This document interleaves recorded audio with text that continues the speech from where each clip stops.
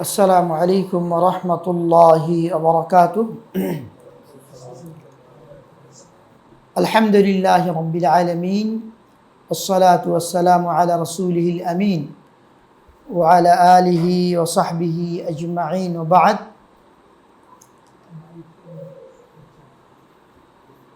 فقد قال الله تبارك وتعالى في كلامه المجيد وفرقانه الحميد: ما أنزلنا عليك القرآن لتشقى. وقال تعالى: إن هذا القرآن يهدي للتي هي أقوم. وقال النبي صلى الله عليه وسلم: خيركم من تعلم القرآن وعلمه. আল্লাহ রাব্বুল আলামিনের যাবতীয় প্রশংসা ও গুণগান, যেই মহান মাবুদ আমাদেরকে গুরুত্বপূর্ণ একটি মাজলিসে উপস্থিত হয়ে কিছু কথা বলা এবং শোনার তৌফিক দান করেছেন, সেই মহান মাবুদের লাখো কোটি শুকরিয়া জ্ঞাপন করি। আলহামদুলিল্লাহ। দুরুদ ও শান্তির ধারা বর্ষিত হোক নবী কুলশের মুনি সৈয়দুল মুরসালিন খাতামুন নবীন মুহাম্মদুর রাসূলুল্লাহ সাল্লাল্লাহু আলাইহি ওয়াসাল্লামের উপর। প্রিয় উপস্থিতি, আজকে 28শে জুন 2024 সাল জুমাবারে আজকে আমাদের এই সাপ্তাহিক হালাকা ডিএস ইসলামিক সেন্টার কর্তৃক আয়োজিত। আল্লাহ রাব্বুল আলামিন আয়োজকদের জাযায়ে খায়ের দান করুন, এই দোয়া কামনা করি ইনশাআল্লাহ।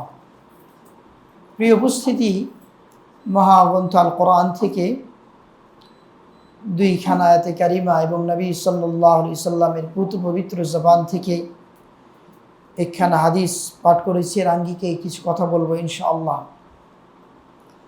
আজকের যে বিষয়ে কথা বলবো, এটি একজন মুসলিম হিসাবে যে ধরনের ফাউন্ডেশন দরকার, ভিত্তি দরকার, পৃথিবীর যেই অঞ্চলে থাকুন না কেন, পৃথিবীর যেই কোনো সিচুয়েশনে, আপনার যে কোনো সিচুয়েশনে থাকুন না কেন, সহি মানহাজের সমাজে থাকুন, বেদাতি সমাজে থাকুন, কঠিন মুহূর্তে থাকুন, ভালো পজিশনে থাকুন, সর্বাবস্থায় একজন মুসলিমের, একজন খাঁটি মুমিনের জন্য যেই ভিত্তি, যে ফাউন্ডেশন দরকার, সে বিষয় নিয়ে আজকে আমরা কথা বলবো ইনশাআল্লাহ।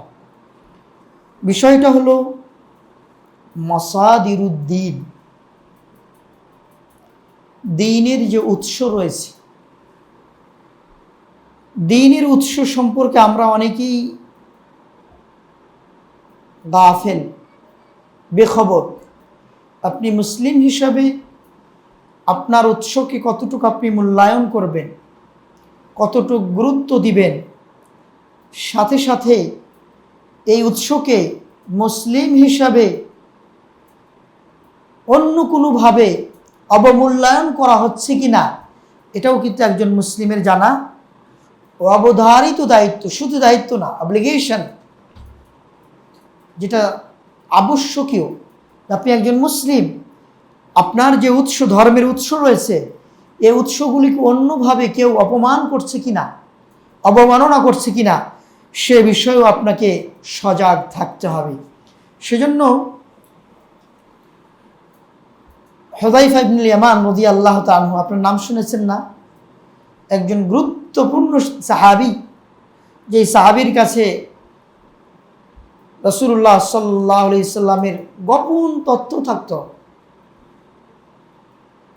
মুনাফিকদের লিস্ট যেই সাহাবীর কাছে থাকে, তার বিষয়টি কি চারটিখানিক ব্যাপার?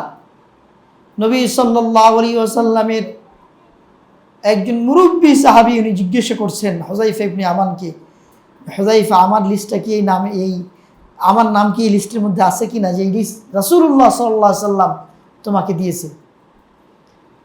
তো সেই হুযায়ফা ইবনে ইয়ামান রাদিয়াল্লাহু তাআলা আনহু তিনি বলছেন যে কানান নাস ইয়াসালুনা আনিল খাইর, মানুষেরা কল্যাণ সম্পর্কে জিজ্ঞেস করে, যেটা উপকার আসবে, পজিটিভ জিনিসটা জিজ্ঞেস করে। ওয়া কুনতু আসআলুহু আনিল শার, এবং আমি খারাপ জিনিসগুলো সম্পর্কে জিজ্ঞেস করতাম। কারণ হলো মাখাফাতান আইয়ুদরাকানি, আমাকে পেয়ে বসতে পারে খারাপটা। আমি তাওহীদ জানলাম, এর এগেনিস্টে কোনটা শিরক আমি জানলাম না, তাহলে হয়তো শিরকে আমি কি হতে পারি, পতিত হতে পারি। ওনার দৃষ্টিভঙ্গি ছিল এটা, হুযায়ফা ইবনে ইয়ামান রাদিয়াল্লাহু তাআলা, যে ভালোটা অনেকেই জিজ্ঞেস করে ঠিক আছে, কিন্তু আমি এই সাইডটা যেটা ভালোর বিপরীত, এটা কোন কোন জিনিসগুলো যেটা আমাকে খারাপে পতিত করতে পারে, ইসলাম থেকে বের করে দিতে পারে, কাবিরা গুনাহের মধ্যে পতিত হয়ে যেতে পারি, তাহলে ওইগুলো জানারও কি আছে, প্রয়োজন আছে। সেই দৃষ্টিকোণ থেকে এই হাদিসের উপর ভিত্তি করে আমরা দ্বীনের উৎস সম্পর্কে একজন মুসলিমের কি অবস্থান হওয়া উচিত, এবং সেই অবস্থান থেকে সরে গিয়ে কারা কোন ধরনের মত অবলম্বন করেছে, কারা কোন ধরনের অবস্থার সৃষ্টি হয়েছে, কিভাবে তারা অবস্থান করছে এই কোরআন এবং সুন্নাহ ইসলামের যে মূল উৎসর ব্যাপারে, সেজন্য গুরুত্বপূর্ণ একটি বিষয়। অর্থাৎ দ্বীনের উৎস এবং মুসলিম উম্মার অবস্থান। দ্বীনের উৎস কি, এটা তো আমরা জানি, কোরআন সুন্নাহ, তাই না, বিশুদ্ধ হাদিস। দ্বীনের উৎস প্রথম পর্যায়ে কোরআন, তারপরে সুন্নাহ। তো এই সুন্নাহ সম্পর্কে কীরকম অবস্থান হওয়া উচিত, এবং বর্তমান মুসলিম দাবিদার যারা, তারা কি অবস্থানে আছে কোরআন সুন্নাহর ক্ষেত্রে, সেই বিষয়গুলো আমরা জানব। বিষয়টা আশা করি গুরুত্বপূর্ণ। এবং আপনি কি হকের উপর আছেন কি না, এরকম হওয়া উচিত কোরআন সুন্নাহর ব্যাপারে, সেই বিষয়ে আপনি অবিচল কি না, আল্লাহ আপনার উপর সন্তুষ্টি কি না, এবং যারা এর বিপরীত কাজ করছে তারা কারা, তারা কি ধরনের ধারণা পোষণ করে আপনার আমার উৎসের ব্যাপারে, সহিহ সুন্নাহর ব্যাপারে, কোরআনের ব্যাপারে, সেই বিষয়গুলি নিয়ে কথা বলবো। তার আগে আমরা আমাদের ভিতটাকে আমরা একটু স্পষ্ট করি, আমাদের ফাউন্ডেশনকে আমরা স্পষ্ট করি। একজন মুমিন, একজন মুসলিম হিসাবে কি ধরনের কোরআন এবং সুন্নাহর উপরে আমাদের বিশ্বাস থাকা উচিত, এটা তো আমাদের ক্লিয়ার হওয়া উচিত। আমরা তো অনেক বিভিন্ন সময় প্রতিদিনই তো কোরআন সুন্নাহর কথা শুনি, এই যে ইসলামী হালাকা, কোরআন শিক্ষা, ইসলামী দার্স, সেমিনার, কোর্স প্রতিদিনই কিন্তু চলছে, কিন্তু তার ফাঁকেও ইসলামের বিপরীত কিছু বিষয় ঢুকে যাচ্ছে আমাদের, হয়তোবা বিভিন্ন মতদর্শের মাধ্যমে হতে পারে, বিভিন্ন ব্যক্তিবর্গের মাধ্যমে হতে পারে, জুমার মেম্বার থেকেও হতে পারে, নাউজুবিল্লাহ হচ্ছে। আপনার সুন্নাহ, আপনার প্রথম উৎসর ব্যাপারেও অন্য ধরনের ধারণা ঢুকিয়ে দেওয়া হচ্ছে। সেজন্য একজন মুসলিম হিসাবে আমাকে ক্লিয়ার থাকতে হবে, পরিষ্কার স্বচ্ছ থাকতে হবে। আমার বিশ্বাস, আমার ধারণা, আমার অবস্থান, আমার উৎস সম্পর্কে কি হওয়া উচিত। আল্লাহ তাআলা কোরআন কারীমে বলছেন, ইয়া আইয়ুহাল্লাযীনা আমানু আতিউল্লাহা ওয়া আতিউর রাসূলা ওয়া উলিল আমরি মিনকুম। আয়াতটি সূরা নিসার 59 নম্বর আয়াত, খুবই গুরুত্বপূর্ণ আয়াত। কোরআনের প্রত্যেকটা আয়াতই গুরুত্বপূর্ণ, কিন্তু জায়গা বিশেষে কোনো আয়াত একেবারে ফুল ডোজ, কোনো ক্ষেত্রে আর অন্য কিছু প্রয়োজন নেই। আয়াতটি এত স্পষ্ট আয়াত, ইয়া আইয়ুহাল্লাযীনা আমানু, হে ঈমানদার লোক সকল, আতিউল্লাহ, আল্লাহর আনুগত্য করো, ওয়া আতিউর রাসূল, রাসূলের আনুগত্য করো। আতিউ ফিলটা, ক্রিয়াটা দুইবার আমরা বিভিন্ন জায়গায় বলে থাকি, যে স্বতন্ত্রভাবে এটা কি মূল্যায়ন করা হয়েছে? আল্লাহর আনুগত্য, রাসূলের আনুগত্য, স্বতন্ত্র দুইবার ক্রিয়াটা ব্যবহার হয়েছে, আলহামদুলিল্লাহ।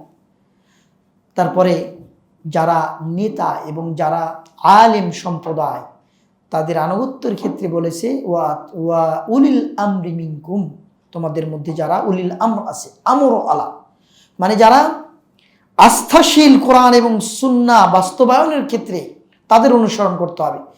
আর সেই ক্ষেত্রে আল্লাহ তাআলা আনুগত্যের যে ক্রিয়াটা ব্যবহার করেন নাই, এখানেও ক্লিয়ার যে আমাদেরকে কোরআন এবং সুন্নাহ স্পষ্টভাবে, স্বতন্ত্রভাবে আমাদেরকে কী করতে হবে? আনুগত্য করতে হবে।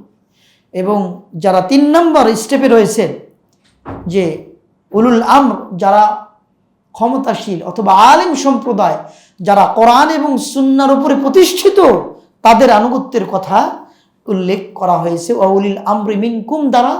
এবং ক্রিয়া, আতিউ ক্রিয়াটা ব্যবহার না করার মাধ্যমে এটা আমরা বুঝলাম।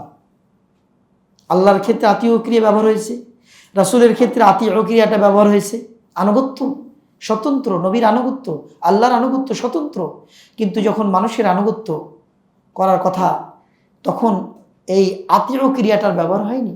এর দ্বারা উদ্দেশ্য হলো, যতক্ষণ পর্যন্ত কোনো উলিল আমর আল্লাহর এই বিধান কোরআনী কারিমের উপর প্রতিষ্ঠিত নয় এবং রাসূলুল্লাহ সাল্লাল্লাহু আলাইহি ওয়াসাল্লামের সুন্নাহর উপরে প্রতিষ্ঠিত নয়, ততক্ষণ পর্যন্ত তার আনুগত্য করা আমার জন্য বৈধ নয়।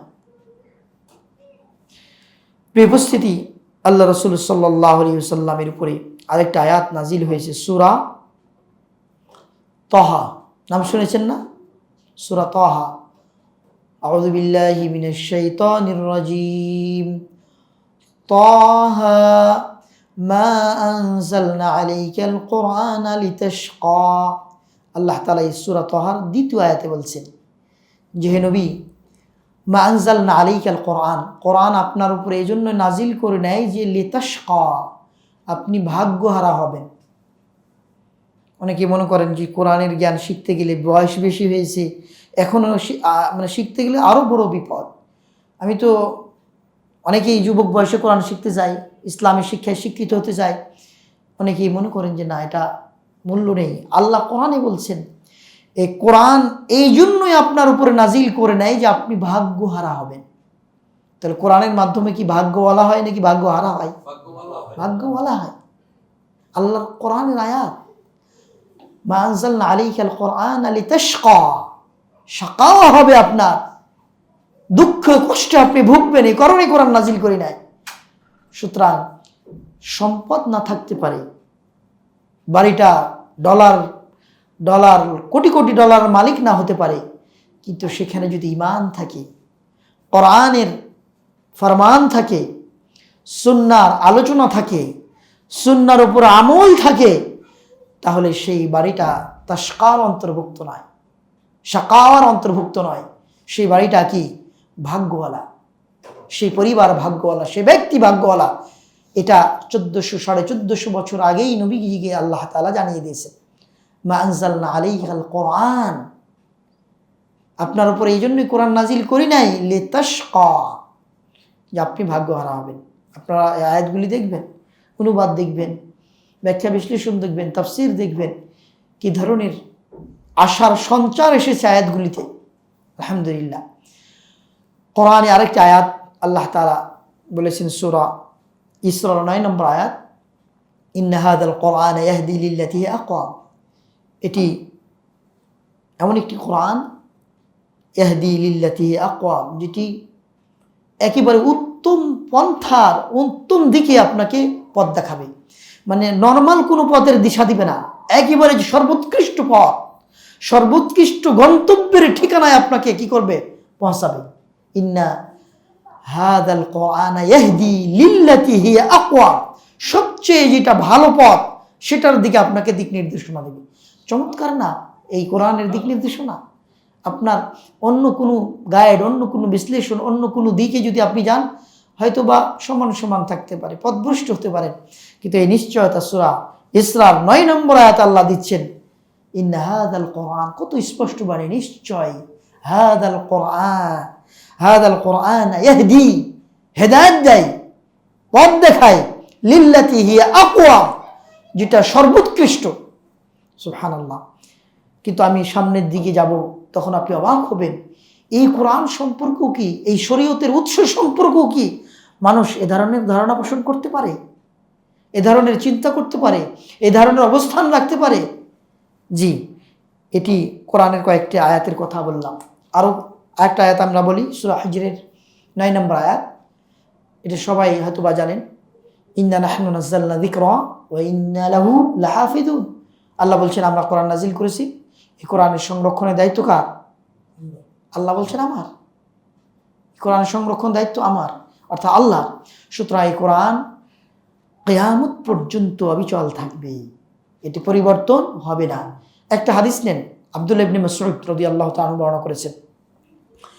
ইবনে তাইমিয়া রাহমাতুল্লাহ আলাইহি এই হাদিসটিকে একটি মানে সুন্দর একটি উনি মানে ইস্তেদলাল করেছেন। কিয়ামত পর্যন্ত আরবি ভাষা টিকে থাকার জন্য এটি উদ্ধৃতি পেশ করেছেন।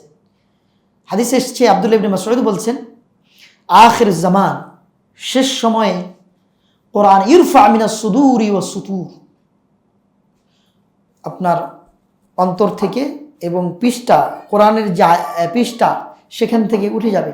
রাত্রিবেলায় হাফেজ কোরআন ঘুমিয়ে যাবে, সকালবেলা দেখবে কিচ্ছু নেই, কোরআন পড়ার মতো আর কিচ্ছু নেই। সুবহানাল্লাহ। এবং কোরআন খুলে দেখবে মুসলমান ভাইরা কোরআন পড়তে এখন আগ্রহ পায় না। এমন একদিন আসবে কোরআন খুলে দেখবে যে না, কিচ্ছু নেই, কোনো লেখা নাই। জি, সুবহানাল্লাহ। আপনি চিন্তা করুন, এই মুহূর্ত যদি এসে যায়, আপনার কত আশা আকাঙ্ক্ষা। এক একটি আয়াত পড়লে, এক একটি আয়াত না, এক একটি হরফে নেকি রয়েছে। আমি একটা হাদিস বলেছিলাম, খায়রুকুম মান তাআল্লামাল কোরআন ওয়া আল্লামা, তোমাদের মধ্যে সেই উত্তম যে কি নিজে কোরআন শিক্ষা করে, অপরকে শিক্ষা দেয়। আরও হাদিস এসেছে, মান ক্বারা হারফান মিন কিতাবিল্লাহ ফালাহু হাসানা, কিতাবে আল্লাহর কিতাবের যদি কেউ একটা অক্ষর পড়ে তার জন্য হাসানা রয়েছে। তারপর আল্লাহ রাসূল বলছেন, ওয়াল হাসানাতু বিআশরি আমসালিহা, এবং এক একটি নেকি 10 গুণে বৃদ্ধি করা হয়। তারপরে আল্লাহ রাসূল বলছেন, লা আকুলু আলিফুন হারফ, আমি এটা বলি না যে আলিফ একটা অক্ষর, আমি এটা বলি না যে লাম একটা অক্ষর, বরং এটা উচ্চারণ করতে গিয়ে 3টা করে অক্ষর উচ্চারণ হয়, আলিফ, লাম, মিম। তাহলে কতগুলো, একটা অক্ষরে আবার নেকি রয়েছে, তাহলে কতগুলো নেকির ভাগিদার হয়ে যাচ্ছে। এমন একটি অবস্থা আসবে যে শেষ জামানায় সেই আর আপনার কিছু থাকবে না। তো যতদিন পর্যন্ত, তাহলে এটা শেষ কিয়ামতের আগ মুহূর্ত, আর কিয়ামতের আগ মুহূর্ত পর্যন্ত মানুষেরা তাহলে কোরআন পড়তে পারবে, ঠিক কি না? এটা তো বোঝা যায়। তাহলে কিয়ামতের আগ পর্যন্ত যদি কোরআন পড়তে পারে, তাহলে আরবির চর্চা থাকবে, এটাই তো। এটা থেকে বোঝা যায়, এখান থেকে বোঝা যায় আরবির চর্চাটা কিয়ামতের আগ পর্যন্ত থাকবে। এই হাদিস থেকে ইস্তেদলাল করেছেন ইবনে তাইমিয়া রাহমাতুল্লাহ আলাইহি। সুন্দর। পৃথিবীর এমন কোনো ভাষা, এমন কোনো সাহিত্য নেই কিয়ামত পর্যন্ত টিকে থাকার এই ধরনের উদ্ধৃতির মাধ্যমে নিশ্চয়তা রয়েছে। আলহামদুলিল্লাহ, এটা আরবি ভাষা, কোরআনের ভাষা, এই সেই কোরআন আমাদের সামনে, আলহামদুলিল্লাহ। তো আমরা বলছিলাম দ্বীনের উৎস সম্পর্কে মুসলমানদের কি অবস্থা। তো আমাদের অবস্থান হলো যে কোরআন সব কিছুর উপরে, কোরআনের কোনো বিকৃতি নেই, কোরআনের কোনো চেঞ্জ নেই। এটা কেউ ইচ্ছা করলেও পারবে না, কারণ এর চাবিকাঠি কার হাতে? আল্লাহর হাতে, আলহামদুলিল্লাহ। কিন্তু অন্যান্য নবীদের ক্ষেত্রে, রসুলের ক্ষেত্রে যেই ওহী নাজিল হয়েছিল, সেটি কি দায়িত্ব আল্লাহর উপরে ছিল সংরক্ষণে, নাকি তাদের কাছে ছিল? না, অন্যান্য ধর্মের গ্রন্থের দায়িত্ব তা আল্লাহর উপর ছিল না। জি, এটা খেয়াল করতে হবে। একমাত্র কোরআন কারীম সংরক্ষণের দায়িত্ব কে নিয়েছেন? আল্লাহ। কিন্তু অন্যান্য কিতাব ওই জন্য চেঞ্জ করে ফেলছে তারা। ইউহাররিফুনা আল কালিমা মাওয়াদি'i, আল্লাহ বলছেন, কারণ ওইগুলি দায়িত্ব আল্লাহ নেন নাই, তাদের উপর দিয়েছিলেন, তাদের কওমের উপর দিয়েছিলেন, কিন্তু তারা চেঞ্জ করে ফেলছে। সেটা ইহুদি হোক, খ্রিস্টান হোক, তাওরাত হোক, ইনজিল হোক, নিউ টেস্টামেন্ট, ওল্ড টেস্টামেন্ট, যেটাই বলুক, যেভাবেই বলুক, এই টেস্টামেন্ট নাম দিয়ে দিয়ে তো চেঞ্জ করছে। আরও নতুন সংস্কারে দেখবেন, আগের সংস্কার 1800, আমার কাছে কিছু বই আছে 1800 খ্রিস্টাব্দের, ওইগুলির সাথে নতুনগুলার মিল নেই। যে ওল্ড টেস্টামেন্টের যে তাওরাত, তাহলে বোঝা গেল কত চেঞ্জ, 200-300 বছরের মধ্যে, 300-400 বছরের মধ্যে কত চেঞ্জ। তো আলহামদুলিল্লাহ আল্লাহর কিতাব চেঞ্জ হয়নি, হবেও না। এটা আমাদের অবস্থান, মুসলিম উম্মার অবস্থান কোরআন নিয়ে, আলহামদুলিল্লাহ এটাই হওয়া উচিত। এটা বিশ্বাস করি, এই কোরআনের একটি অক্ষর পড়লে আমরা কি পাচ্ছি, নাকি পাচ্ছি। একথা আমরা বলি না যে এর মধ্যে বিকৃতি রয়েছে, নাউজুবিল্লাহ, একথা কি বলি, বরং বিশ্বাস করি কত ভালো ধারণা আমাদের, যে নবী সাল্লাল্লাহু আলাইহি সাল্লাম যে ধারণা পোষণ করতেন সেটার বিপরীত না, সেটাই আমরা বলছি। আল্লাহ রাসূল সাল্লাল্লাহু আলাইহি ওয়াসাল্লাম বলেছেন, ইউকালু লিসাহিবিল কোরআন, কোরআনওয়ালা মানে যিনি কোরআনের হাফেজ, তাকে বলা হবে ইকরা ওয়াত্তাকি, কোরআন পড়ুন এবং উপরে উঠুন, জান্নাতে তার মর্তবা বৃদ্ধির জন্য রাসূলুল্লাহ সাল্লাল্লাহু আলাইহি ওয়াসাল্লাম বলেছেন যে তাকে বলা হবে ইকরা ওয়াত্তাকি, আপনি পড়ুন এবং উপরে উঠতে থাকুন। ওয়ারাত্তিল কামা কুনতা তুরাত্তিল ফিদ দুনিয়া, এবং তার তিলের সাথে কোরআন পড়ুন যেভাবে দুনিয়াতে আপনি পড়তেন। আল্লাহু আকবার। ফাইন্না মানজিলাতাকা ইনদা আখির আয়াতিন তাকরা, তোমার অবস্থান হলো আজকে যেই জায়গাতে তুমি যে পড়তে পড়তে যে অবস্থান করবে, সেই জায়গাতে তোমার অবস্থান আজকে। আল্লাহু আকবার। এটি কোরআনের মর্যাদা, কোরআন শান, এটি আমরা বিশ্বাস করি। সেজন্য কোরআন কারীমের যদি আমরা নামের দিকে উল্লেখ করি, দেখবেন কোরআন কারীমের যে নামগুলো আল্লাহ বলেছেন, এই নামগুলি বলার দ্বারা প্রমাণিত হয় যে আল্লাহ তাআলা কত কদর করেছেন কোরআনকে, কত সম্মান করেছেন কোরআনকে, কত মর্যাদাপূর্ণ করেছেন কোরআনকে। আপনি কোরআনের বিভিন্ন নাম পাবেন, আপনি অনেকেই জানেন, কোরআন মাজিদ শুনেছেন না, কোরআনুল কারীম, জি, আর কি শুনেছেন, নূর, আর নূর, চমৎকার, আল বাইয়িনা, জি, মুবিন, আপনি দেখেন ফুরকান, চমৎকার। দেখেন আল্লাহ তাআলা তাবারাকাল্লাযী বিয়াদিহিল মুলক তাবারাকাল্লাযী নাযাল ফুরকান আলা আবদিহি লিয়াকুনা লিল আলামিনা নাযীরা। আল্লাহ তাআলা বলছেন পবিত্র সত্তা যিনি কোরআনে কারীম ফুরকান নাজিল করেছেন, আল্লাহ তাআলা এর নাম দিয়েছেন ফুরকান। ফুরকান মানে কি, তফাৎ, পার্থক্য, হক এবং বাতিলের মধ্যে পার্থক্য করে। আলহামদুলিল্লাহ এই কোরআনের মাধ্যমে তো আমরা জানতে পেরেছি যারা আল্লাহর হাতকে হাত বলেছে, আলহামদুলিল্লাহ, যারা আল্লাহর হাতকে হাত বলে নাই, কুদরত বলেছে, স্পষ্ট করে দিয়েছে কোরআন। ওয়াকালাতিল ইয়াহুদু ইয়াদুল্লাহি মাগলুলাহ, ইহুদিরা বলল আল্লাহর হাত সংকুচিত। আল্লাহ বলছেন বাল লুইনু, বরং তারা অভিশপ্ত, যা বলেছে সে কারণে তারা অভিশপ্ত। বাল লুইনু বিমা ক্বালু, তারা যেটা বলেছে সে কারণে অভিশপ্ত। বাল ইয়াদাহু মাবসুতাতান, বরং আল্লাহর দুই হাত সম্প্রসারিত।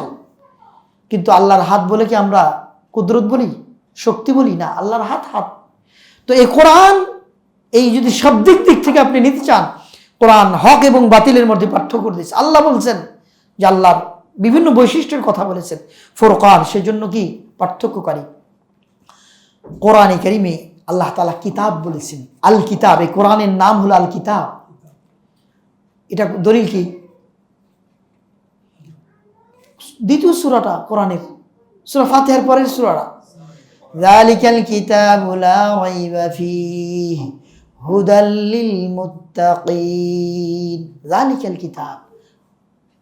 যালিকাল কিতাবু লা রাইবা ফীহি হুদাল লিল মুত্তাকিন, এটা এমন একটি কিতাব যে কিতাবের মধ্যে সন্দেহের অবকাশ নেই, ঠিক কিনা।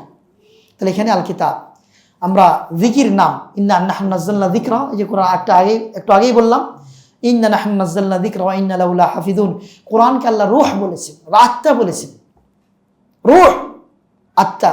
ওয়া কাযালিকা ওয়াহাইনা ইলাইকা রূহাম মিন আমরিনা, আল্লাহ তাআলা বলেন ওয়া কাযালিকা ওয়াহাইনা ইলাইকা রূহাম মিন আমরিনা মা কুনতা তাদরি মাল কিতাব ওয়াল ঈমান। হে নবী, আপনি জানতেন না যে কিতাব কি, ঈমান কি, এই কোরআনের কারণে আপনি জেনেছেন। নবীজিকে আল্লাহ বলছেন কাযালিকা ওয়াহাইনা ইলাইকা রূহাম মিন আমরিনা মা কুনতা তাদরি মাল কিতাব ওয়াল ঈমান ওয়ালাকিন জাআলনাহু নূরান নাহদি বিহি মান নাশাউ মিন ইবাদিনা ওয়া ইন্নাকা লাতাহদি ইলা সিরাতিম মুস্তাকিম। প্রত্যেকটা আয়াতে কোরআনের কথা বলা হচ্ছে। তো এখান থেকে আমাদের কাছে স্পষ্ট হয় যে কোরআনকে আল্লাহ তাআলা কতটুকু মূল্যায়ন করেছেন, যে তিনি কোরআনকে কি বলেছেন, রূহ রূহ সম্বোধন করেছেন।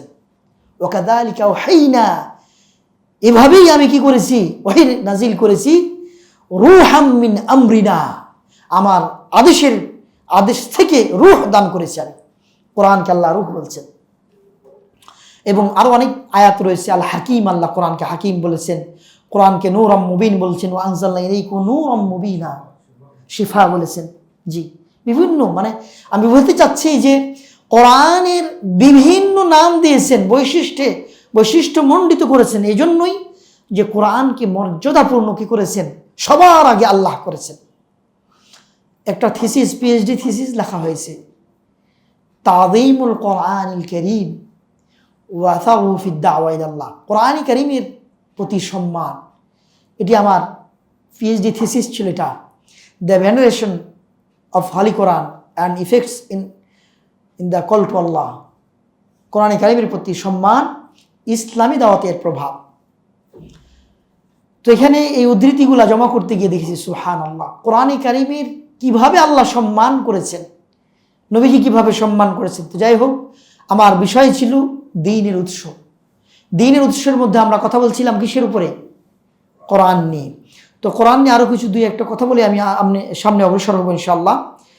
কোরআন কারীম নিঃসন্দেহে আল মাসদারুল আউয়াল মিন মাসাদির শরিয়া, ইসলামী শরীয়তের প্রথম উৎস হলো কি, কোরআন কারীম। এটা আমাদের মনে রাখতে হবে। কোরআন কারীম ইসলামী শরীয়তের প্রথম এবং প্রধান উৎস। কিসের কি, কোরআন কারীম। তো এই কোরআন কারীমের মাধ্যমে নবী সাল্লাল্লাহু আলাইহি ওয়াসাল্লাম ওই প্রাপ্ত হয়েছে, তিনি নবী হয়েছেন, রাসূল হয়েছেন এই কোরআন কারীমের মাধ্যমে।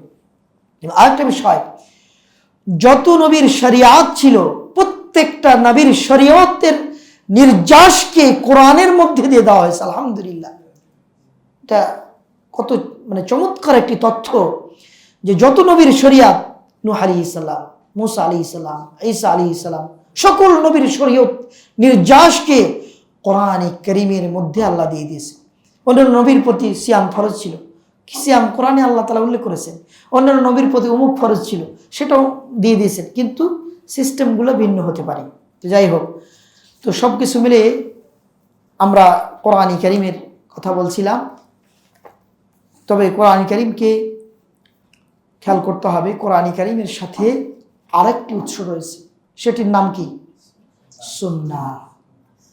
তবে কোরআন কারীমের বোঝার ক্ষেত্রে এটি খেয়াল রাখতে হবে যে আপনার আমার মন গড়া বুঝলে চলবে না। কোরআন আমি উৎস পেয়েছি, আমি একটা উৎস পেলাম, উৎস আমার কাছে পৌঁছছে নবী সাল্লাল্লাহু আলাইহি ওয়াসাল্লামের মাধ্যমে, সাহাবায়ে কেরামের মাধ্যমে।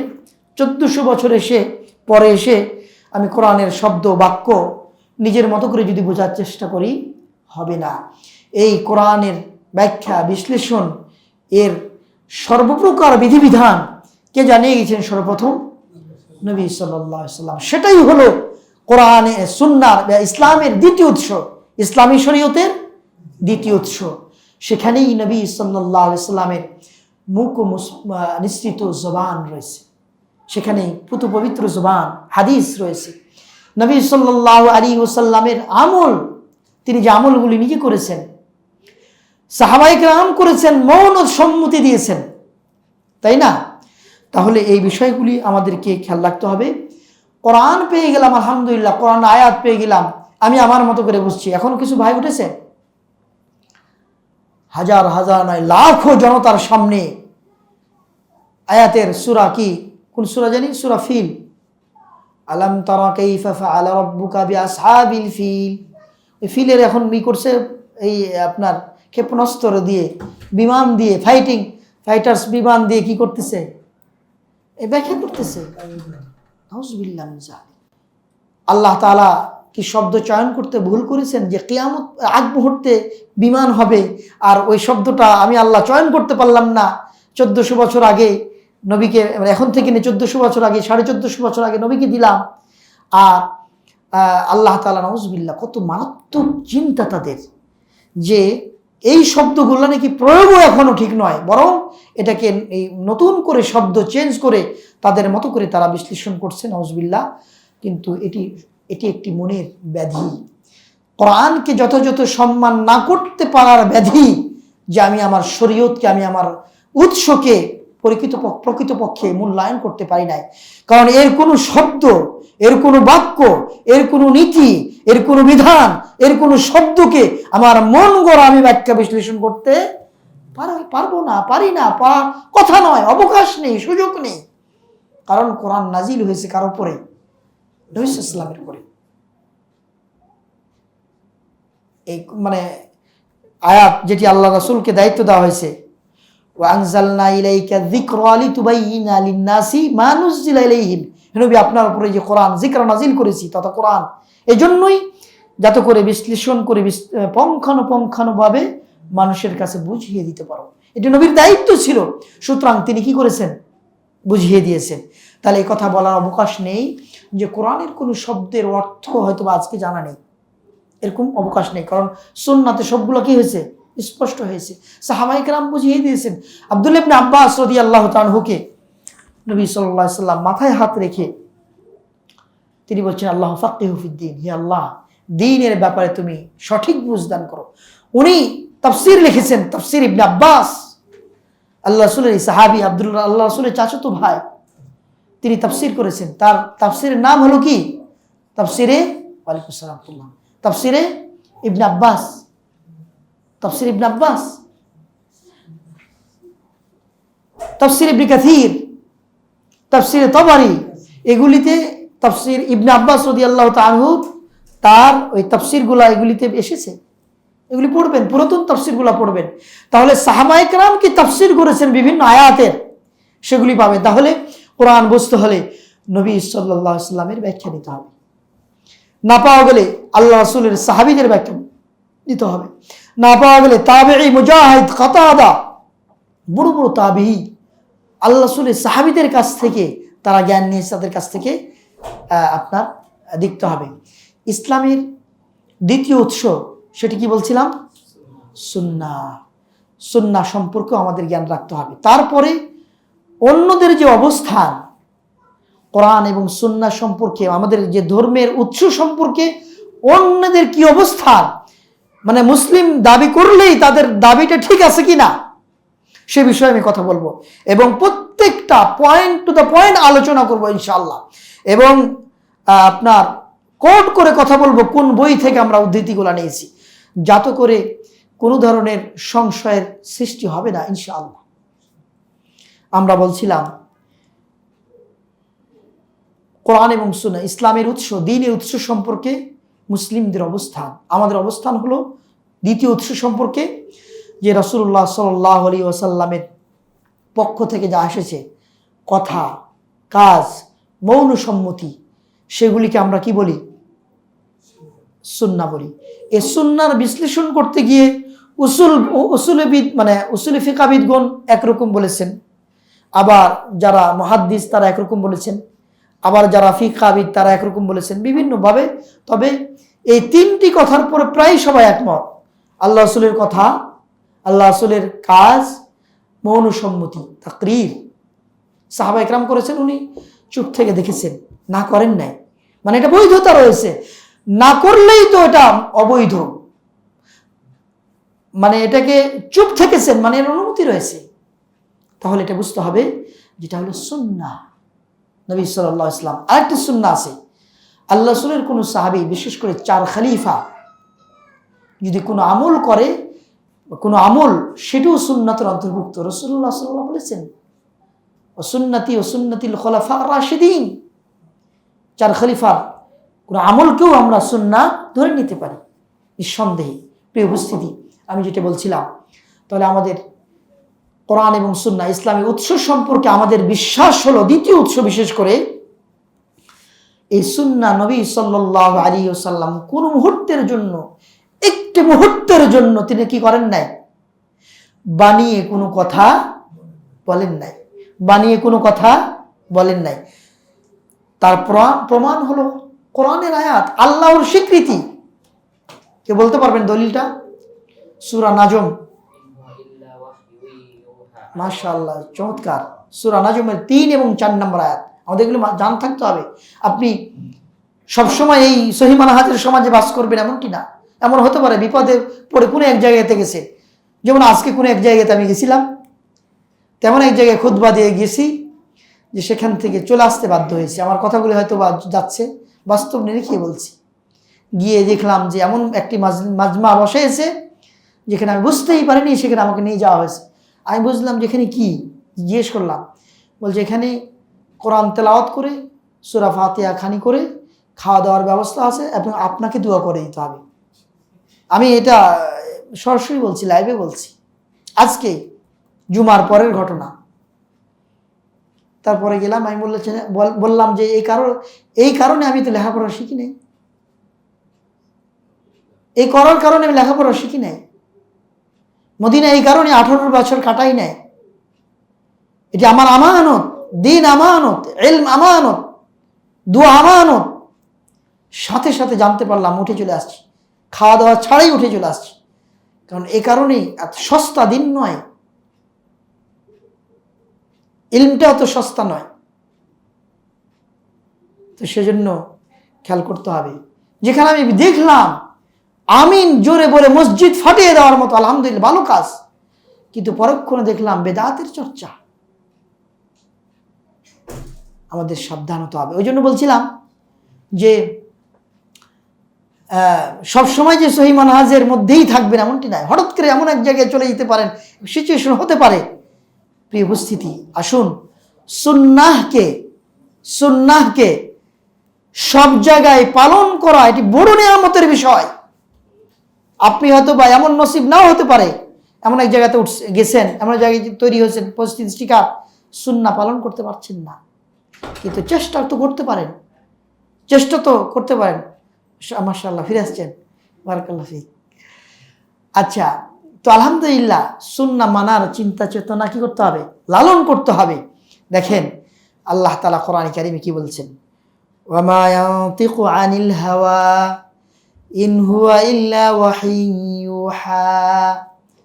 ওয়ামা ইয়ানতিকু আনিল হাওয়া, তিনি কুপ্রবৃত্তির প্রবণতা হয়ে তিনি নিজের পক্ষ থেকে কোনো কথা বলেন নাই। ওয়ামা ইন হুয়া ইল্লা ওয়াহিয়ুন ইউহা, যা বলেছেন তা ওহী থেকেই বলেছেন। তাহলে শরীয়তের যে কথাগুলি তিনি বলেছেন, অবশ্যই প্রত্যেকটা কথার পিছনে আল্লাহ তাআলার কি আছে? সম্মতি রয়েছে। কারণ নবীকে, রাসূলকে নির্ধারণ করেছেন কে? আল্লাহ। সার্টিফিকেট দিয়েছেন আল্লাহ, ওয়া ইন্নাকা লাআলা খুলুকিন আযীম। চরিত্রের দিক থেকে তিনি যদি আমানত রক্ষা না করতে পারেন, তাহলে চরিত্র হরণ হলো, তাই না? হরণ হলো, চরিত্র খেয়ে গেল। তাহলে এই ওহীর আমানত যদি রক্ষা না করে থাকেন, তারপরেও কি আল্লাহ সার্টিফিকেট দিবেন যে উত্তম চরিত্রের অধিকারী? কখনোই না। সবকিছু জানেন বলেই তো আল্লাহ তাআলা কি করেছেন, মৃত্যু পর্যন্ত তার অবস্থান সম্পর্কে আল্লাহ অভিহিত আছেন। সে কারণেই তো আল্লাহ রাসূলকে আল্লাহ তাআলা কি করেছেন? সার্টিফিকেট দিয়েছেন। তো আল্লাহ রাসূল সাল্লাল্লাহু আলাইহি ওয়াসাল্লাম সম্পর্কে আরেকটা আয়াত আল্লাহ বলেছেন, সূরা আরাফের 158 নম্বর আয়াত, কুল ইয়া আইয়ুহান নাসু ইন্নী রাসূলুল্লাহি ইলাইকুম জামিয়া। হে নবী, আপনি বলে দিন, হে মানুষ সকল, আমি কি ইন্নী রাসূলুল্লাহ, আমি আল্লাহর পক্ষ থেকে রাসূল, ইলাইকুম জামিয়া, তোমাদের সকলের কাছে। সকলের কাছে মানে কি? শুধু মুমিন আব্দুর রহমান, আব্দুল্লাহ, আব্দুল করিমের কাছে না, ইহুদি, খ্রিস্টান, বৌদ্ধ, যত প্রকার ধর্ম বর্ণ লোকেরা আছে সকলের কাছে। ইলাইকুম জামিয়া, এটা জামিয়া শব্দ মানে সকলের কাছে। চিন্তা করেছেন, এটা কোরআনের আয়াত, সূরা আরাফের 158 নম্বর আয়াত। আমি বাড়িয়েও বলছি না, একটা শব্দও যোগ করি নাই। তাহলে আল্লাহর নবী কি মুসলমানদের নবী? সকলের নিকটে প্রেরিত নবী। সুতরাং তিনি আমাদের দ্বীনের যে উৎস, নবী সাল্লাল্লাহু আলাইহি ওয়াসাল্লামের কথা এবং কাজ, মনসম্মতি এবং সুন্নাহ, আল মাসদারুস সানি মিন মাসাদিরিশ শরিয়া আল ইসলামিয়া, ইসলামী শরীয়তের দ্বিতীয় উৎস। এতে কোনো সন্দেহ আছে আমাদের? এটা আমাদের অবস্থান কিনা? আমরা সুন্নাহকে ভালোবাসি কিনা? এটা বিশ্বাস করি কিনা? যে সুন্নাহকে অস্বীকার করলে একজন মুসলমান থাকতে পারে না। এটাই তো আমাদের বিশ্বাস। এবং আল্লাহ তাআলা আরো ক্লিয়ার করেছেন, ওমা আতাকুমুর রাসূলু ফাখুযু ওমা নাহাকুম আনহু ফান্তাহু। তোমাদের রাসূল যা নিয়ে এসেছে তোমরা তা গ্রহণ করো, যা বর্জন করতে বলেছে, যা থেকে ওমা নাহাকুম, যা নিষেধ করেছেন, ফান্তাহু আনহু, ওমা নাহাকুম আনহু ফান্তাহু, ওমা নাহাকুম আনহু, এবং যে বিষয় থেকে নিষেধ করেছেন সেখান থেকে বিরত থাকতে বলেছেন। এটি সূরা হাশরের 7 নম্বর আয়াত। তো মাশাআল্লাহ মুরব্বি মুখস্থ আছে, মাশাআল্লাহ। এগুলি কি অনেক গুরুত্বপূর্ণ আয়াত, যেগুলি সবার সর্বাবস্থায় জানা দরকার। জি, আর সুন্নাহর অবস্থানের ক্ষেত্রে আমাদের স্পষ্ট বাণী, পৃথিবীর মধ্যে এখন যারা অবস্থান করেছে নবী সাল্লাল্লাহু আলাইহি ওয়াসাল্লাম আসার পর থেকে কিয়ামত পর্যন্ত যারা আসবে, লাখো লাখো মানুষ, কোটি কোটি মানুষকে আমরা হয়তো পাবো না, বাস্তবে তাই। কিন্তু এই শরীয়ত থাকবে এবং এই রাসূলের এই বাণীও থাকবে। শুআবুল ঈমানে, বাইহাকির শুআবুল ঈমানের মধ্যে হাদিসটি এসছে, মুসনাদ আহমদে হাদিসটি এসছে। আল্লাহ রাসূল বলেছেন, লাউ কানা আখি মূসা হাইয়ান লামা ওয়াসা'হু ইল্লা ইত্তিবা'i। আমার ভাই মূসা নবী যদি আজকে বেঁচে থাকতেন, আমার অনুসরণ অনুকরণ ছাড়া তার কোনো গতি থাকতো না। কার কথা? নবী সাল্লাল্লাহু আলাইহি ওয়াসাল্লামের কথা। যে কেউ কেউ বলেছে এটা হাসান দরজার, বিভিন্নভাবে এসছে। তো সকল দিক থেকে হাদিসের অর্থ ঠিক আছে, মুহাদ্দিসগণ অনেকেই হাদিসটিকে বিশুদ্ধ বলেছে। তাহলে এই কথা স্পষ্ট, যত বড়ই ব্যক্তি হোক, যত বড়ই নেতা হোক, যত বড়ই ওলি হোক, যত বড়ই বুজুর্গ হোক, যত বড়ই খতিব হোক, যত বড়ই ইমাম হোক, রাসূলুল্লাহ সাল্লাল্লাহু আলাইহি ওয়াসাল্লামের সুন্নাতের বাইরে যেতে পারবো না। সুতরাং আপনি যদি মনে করেন যে না, আপনি রাসূলুল্লাহ সাল্লাল্লাহু আলাইহি ওয়াসাল্লামের সুন্নাতের বাইরে যেতে পারেন, বুঝতে হবে আপনি হতভাগা, সুযোগ নেই। আল্লাহ রাসূলের কোন সুন্নাহ কটাক্ষ করে আপনি খাঁটি মুমিন হবেন, খাঁটি মুসলিম হবেন, এই দুঃসাহস কে দিল আপনাকে? এই দুঃসাহস কিভাবে পেলেন? আল্লাহ রাসূল সাল্লাল্লাহু আলাইহি ওয়াসাল্লাম মূসা নবীর সম্পর্কে আয়াত এই কথা বলেছেন, এই উক্তি করেছেন, লাউ কানা আখি মূসা হাইয়ান, লাউ কানা আখি মূসা হাইয়ান, আমার ভাই মূসা নবী যদি জীবিত থাকতেন, লামা ওয়াসি'হু ইল্লা ইত্তিবা'i, আমার অনুসরণ ছাড়া তার কোনো গতি উপায়ই থাকতো না।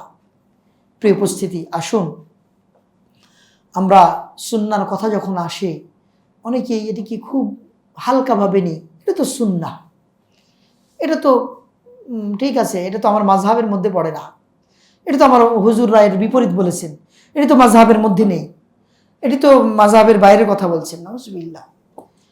আল্লাহ তাআলা কবরে যখন 3টি প্রশ্ন করবেন, আমরা একটা বইয়ের নাম জানি, উসুলুস সালাসা, নাম শুনেছি না?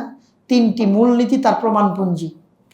3টি মূলনীতি দ্বারা ইমাম মুহাম্মদ আব্দুল ওয়াহাব রাহমাতুল্লাহ আলাইহি তিনি বলছেন, আল উসুলুস সালাসা আই আসইলাতুল কবর, কবরের প্রশ্ন যেটি করা হবে, মান রব্বুকা ওয়া মা দীনুকা ওয়া মান নবিয়ুকা। আপনি চিন্তা করুন তো, নবী সম্পর্কে জিজ্ঞেস করা হয়েছে। নবী সাল্লাল্লাহু আলাইহি ওয়াসাল্লামের একটা হাদিস মানতে গিয়ে অসংখ্য মত, অসংখ্য দল, অসংখ্য মাযহাব, অসংখ্য ইমাম বাদ পড়ে যায়, আপনার কোনো ক্ষতি হবে না কবরে। কিন্তু কোন একজন ব্যক্তিবর্গের, কোন একটি মাযহাব, কোন একজন মুরব্বীর কথা মানতে গিয়ে নবী সাল্লাল্লাহু আলাইহি ওয়াসাল্লামের দিক নির্দেশনার বহির্ভূত যদি চলে যান, সুন্নাহর বিপরীত কাজ করে ফেলেন, সুন্নাহর বিপরীত অবস্থান আপনি নেন, বুঝতে হবে আপনি দুর্ভাগা।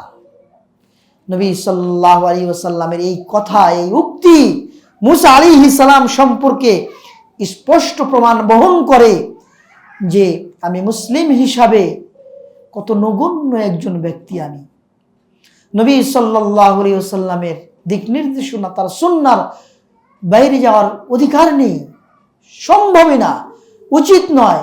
এটি আমার নবী সাল্লাল্লাহু আলাইহি ওয়াসাল্লামের উম্মত হিসাবে কল্পনাও করতে পারেন না যে রাসূলের সুন্নাহকে ডিনাই করে, ওভারটেক করে আপনি অন্য কোনো ব্যক্তি বিশেষের কথাকে আপনি কি করবেন?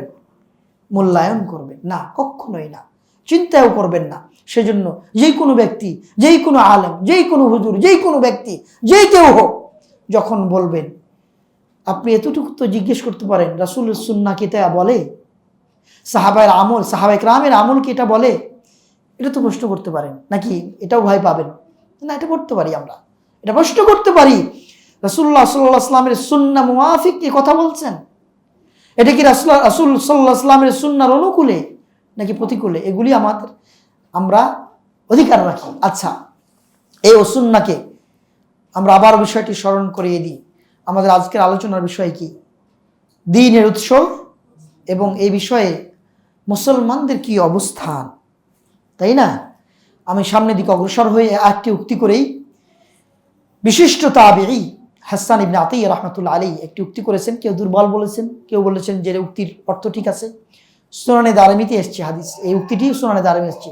উনি বলছেন, কানা জিবরিল আলাইহিস সালাম ইয়ানজিলু বি আলান নবী সাল্লাল্লাহু আলাইহি সাল্লাম বিসুন্নাহ। নবী সাল্লাল্লাহু আলাইহি সাল্লামের উপরে সুন্নাহ নিয়ে জিবরিল আমিন আসতেন। কামা ইয়ানজিলু আলাইহি বিল কোরআন, যেভাবে কোরআন নিয়ে নবী সাল্লাল্লাহু আলাইহি সাল্লামের কাছেই জিবরিল আমিন আসতেন। সুবহানাল্লাহ। ওয়া ইউআল্লিমুহু ইয়াহা, এবং সুন্নাহ নবীজিকে শিখিয়ে দিতেন জিবরাইল আমিন এসে। কামা ইউআল্লিমুহুল কোরআন, যেভাবে জিবরিল আমিন এসে কি করেছেন? কোরআন শিখিয়ে দিয়েছেন। তাহলে সুন্নাহ শিখিয়ে দিয়েছেন নবীজিকে, যেভাবে কোরআন শিখিয়ে দিয়েছেন নবীজিকে, সেইভাবে সুন্নাহও শিখিয়ে দিয়েছেন। হাসান ইবনে আতিয়া রাহমাতুল্লাহ আলাইহি হাদিসটি, এই উক্তিটি করেছেন। উনি একজন বিশিষ্ট তাবিঈ, জলিল কদর কি তাবিঈ। তাবিঈ মানে কি? সাহাবীদের ছাত্র। জি, সুতরাং সুন্নাহ অবশ্যই গ্রহণযোগ্য। সুন্নাহকে আজকাল অনেকেই আমাদের সমাজে কি করতেছেন? বিভিন্ন অজুহাতে বিভিন্ন কথা বলে যে সুন্নাহর মধ্যে অনেক দুর্বল ঢুকে গেছে, বানোয়াট ঢুকে গেছে, জাল ঢুকে গেছে। তো এটা কি সুন্নাহর মানে সমস্যা, নাকি আপনার সমস্যা, আপনার ভাইয়ের সমস্যা, আপনার ইমামের সমস্যা, আপনার খতিব মিথ্যা বানিয়েছে, ঠিক কিনা? তো সুন্নাহর সমস্যা কোথায় হলো? একজন মিথ্যা একটা হাদিস যদি বানিয়ে থাকে, তাহলে নবীজির হাদিসের সমস্যা হতে পারে? কখনোই না। যে হাদিসটা মিথ্যা প্রমাণিত হয়েছে মুহাদ্দিসে কেরামের বিবেচনায়, তাদের গবেষণায়, সেটিকে আমরা প্রত্যাখ্যান করি। সেই জন্যই তো ইমাম আবু হানিফা রাহমাতুল্লাহ আলাইহি বলেছিলেন, লাউ খালাফা কওলি কাউলুল্লাহি কাউল রাসূলিহি সাল্লাল্লাহু আলাইহি ওয়াসাল্লাম, যদি আমার কথা কোরআন এবং সুন্নাহর কথার বিপরীত হয়, আমার কথাকে দেওয়ালে ছুঁড়ে মারবে। ইযা সাহহাল হাদিস ফাহুয়া মাযহাবি, ইমাম আবু হানিফা রাহমাতুল্লাহ আলাইহি বলেছেন, যেটা সহিহ হাদিস, বিশুদ্ধ হাদিস, সেটাই আমার মাযহাব, সেটাই আমার মত পথ, এটাই। চারটিখানি কথা। তো আমরা এই বিষয়গুলি আগে ক্লিয়ার করলাম, অনেক সময় নিলাম ঠিকই, কিন্তু গুরুত্বপূর্ণ কিছু কথা আমাদের জানা দরকার।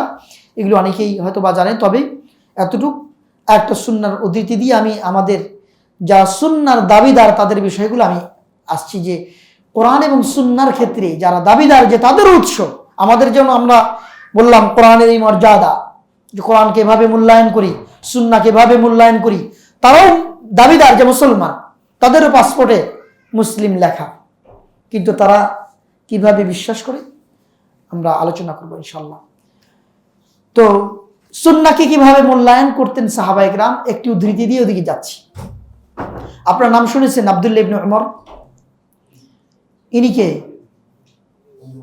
উমর রাদিয়াল্লাহু তাআলা আনহু, দ্বিতীয় খলিফার ছেলে। ওনার আরেকটা গুরুত্বপূর্ণ পরিচয় কি? উনি 7 জন মদিনার ফকিহ, সাহাবী এবং তাবিঈদের মধ্যে 7 জন ফকির মধ্যে উনি একজন ফকিহ। আহাদু ফুকাহাল মদিনা 7, মদিনার 7 জন ফকির একজন ফকিহ। উনি বলছেন, ওনার থেকে বর্ণনা করা হয়েছে, ইমাম নাফে ওনার ছাত্র, ইমাম নাফে বর্ণনা করছেন। ইমাম নাফের ওস্তাদকে আব্দুল ইবনে উমর, আব্দুল ইবনে উমর থেকে বর্ণনা করছেন যে আব্দুল ইবনে উমর বলেছেন, রাসূলুল্লাহ সাল্লাল্লাহু আলাইহি ওয়াসাল্লাম কোন একদিন মসজিদে নববীতে বসে বলছিলেন, লাউ তারাকনা হাদাল বাব লিন-নিসা, এই দরজা যদি, মসজিদে নববীর এই দরজাটা, কোন একটি দরজাকে ইঙ্গিত করে নবী সাল্লাল্লাহু আলাইহি ওয়াসাল্লাম মসজিদের মধ্যে বসেই বলছিলেন, লাউ তারাকনা হাদাল বাব লিন-নিসা, এই দরজাটি যদি আমরা মহিলাদের জন্য খাস করে দিতাম, মহিলারাই যে আসতো এবং মহিলারা এই দরজাতে কি হতো? বের হতো। এটি নবী সাল্লাল্লাহু আলাইহি ওয়াসাল্লামের তামান্না। এটা কি না, এখানে কি আদেশ আছে? না। আদেশ আছে না। আবারও ওই ভাষা যেভাবে শব্দ এসেছে হাদিসে এভাবে বলি। আবু দাউদ হাদিসটি আবু দাউদ এসেছে, লাউ তারাকনা হাযাল বাব লিন-নিসা, এই দরজাটি যদি মহিলাদের জন্য ছেড়ে দিতাম, যদি ছেড়ে দেওয়া হতো, এটা কি আদেশ এসছে? তামান্না, ইচ্ছা পোষণ, ইচ্ছা করেছেন নবী সাল্লাল্লাহু আলাইহি ওয়াসাল্লাম এই দরজা যদি মহিলারা তাদের জন্য খাস করা হয়, তারাই আসবে, তারাই যাবে। ক্বালা নাফি, ইমাম নাফি বলছেন, ফালাম ইয়াদখুল মিনহু ইবনে উমর হাত্তা মাত। সুবহানাল্লাহ, ইবনে উমর ওনার ওস্তাদ সাহাবী, উনি মৃত্যু পর্যন্ত ওই দরজা দিয়ে ঢুকেন নাই, ওই দরজা দিয়ে বেরও হন নাই। সুবহানাল্লাহ। রাসূলুল্লাহ সাল্লাল্লাহু আলাইহি সাল্লামের তামান্না, ইচ্ছা পোষণকে কতটুকু মূল্যায়ন করেছেন, চিন্তা করেছেন? এই ছিল সাহাবায়ে কেরামের সুন্নাহ মানার উদ্ধৃতি, ধরন। সুন্নাহ মানার যে তাদের ধরন কেমন ছিল, ইচ্ছা পোষণ করেছেন নবী সাল্লাল্লাহু আলাইহি ওয়াসাল্লাম। সেই ইচ্ছা পোষণ করার কারণে আব্দুল্লাহ ইবনে উমর মৃত্যু পর্যন্ত ওই মসজিদে নববীর ওই গেট দিয়ে প্রবেশও করেন নাই মসজিদে যাওয়ার ক্ষেত্রে, আবার ওই গেট দিয়ে বেরও হন নাই। কি জন্য? নবী সাল্লাল্লাহু আলাইহি ওয়াসাল্লামের তামান্না ছিল এই গেটটা মহিলাদের জন্য খাস, মহিলাদের জন্য খাস। নবী সাল্লাল্লাহু আলাইহি ওয়াসাল্লামের তামান্না, আব্দুল্লাহ ইবনে উমরের তামান্না একই হতে হবে, সেজন্য আর মৃত্যু পর্যন্ত ঢোকেন নাই। এটি হলো সুন্নাহ, এটি হলো সুন্নাহ মানার নমুনা। তাহলে আল্লাহ রাসূল সাল্লাল্লাহু আলাইহি সাল্লাম মহিলাদেরকেও কিভাবে মূল্যায়ন করেছেন খেয়াল করেছেন? মহিলারা এবং পুরুষরা যেন একাকার না হয়ে যায়। আজকে আমরা বাসায় মাশাআল্লাহ টুপি পাঞ্জাবি পরে সুন্নাতে আমলে, কিন্তু মহিলারা বাজার করতে চলে গেছে একাকি। এই বাজার করতে যায়, কিন্তু ব্যাপার হলো যে ঠিক মতো যেন যায়, হ্যাঁ, যেন সুন্দরভাবে যায়, পর্দা প্রসিদ্ধ রক্ষা করে যায়, দায়িত্ব কিন্তু সবারই। কিন্তু আপনি মনে করলেন আমি ইসলাম মানলাম, কিন্তু আপনার ফ্যামিলি কি করছে দেখার বিষয় না, এটা সুন্নাহ মানা হলো না। আসি আমরা এখন সামনের দিকে অগ্রসর হই, যে আমাদের এই ইসলামের উৎস, ইসলামের এই উৎস কোরআন এবং সুন্নাহ। আমরা বললাম না, কোরআন এবং সুন্নাহর ক্ষেত্রে আমাদের এই অবস্থান, আমরা যারা আজকে ডিএস ইসলামিক সেন্টারে আলোচনা করছি, হালাকায় কথা বলছি, আপনারা যারা আছেন, মহিলা এবং পুরুষ যারা আছেন, ছোট বড় যারা আছেন, তারা তো এটা বিশ্বাস করি। কিন্তু আমাদের মতোই কিছু ভাই হয়তো আমাদের সমাজেই বাস করে, আমাদের সাথে উঠা বসা করে, হয়তো বা আমাদের অফিসগুলোতেও তারা চাকরি করতে পারে, আমাদের সমাজের মসজিদও হয়তো আসতে পারে, আপনার বিচার সালিশে উপস্থিত হয়, কিন্তু কোরআন সম্পর্কে, ইসলামের প্রধান উৎস সম্পর্কে, ইসলামের দ্বিতীয় উৎস সম্পর্কে, কোরআন এবং সুন্নাহ সম্পর্কে তাদের কি অবস্থান, আপনি শুনলে অবাক হবেন যে তারাও কি মুসলমান দাবি করতে পারে। আপনি মুসলিম হিসাবে জানার দরকার আছে না, যে আপনার ভাইরা কি আকীদা পোষণ করে কোরআন নিয়ে, সুন্নাহ নিয়ে। নাউজুবিল্লাহ, আপনারা সতর্ক থাকতে পারেন এই ধরনের আকীদা পোষণ থেকে, আকীদা বা বিশ্বাস করা থেকে যেন নিজে দূরে থাকেন, অন্যকেও সতর্ক করতে পারেন। আচ্ছা,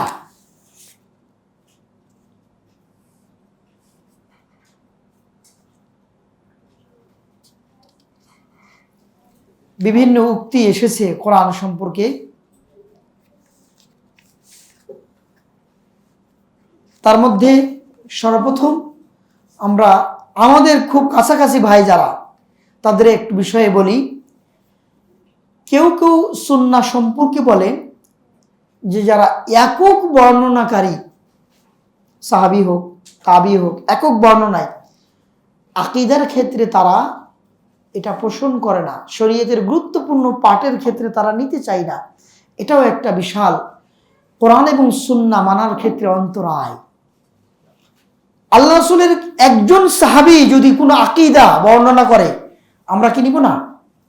অবশ্যই নিতে হবে, এটা ঈমানের দায়িত্ব। আল্লাহ রাসূল সাল্লাল্লাহু আলাইহি ওয়াসাল্লাম যখন, অনেকেই বলেন যে খাবরুল আহাদ বা খাবরুল ওয়াহিদ, একক বর্ণনাকারী, সেগুলি আকীদার ক্ষেত্রে গ্রহণযোগ্য নয়, এ কথা অনেকেই বলে থাকেন।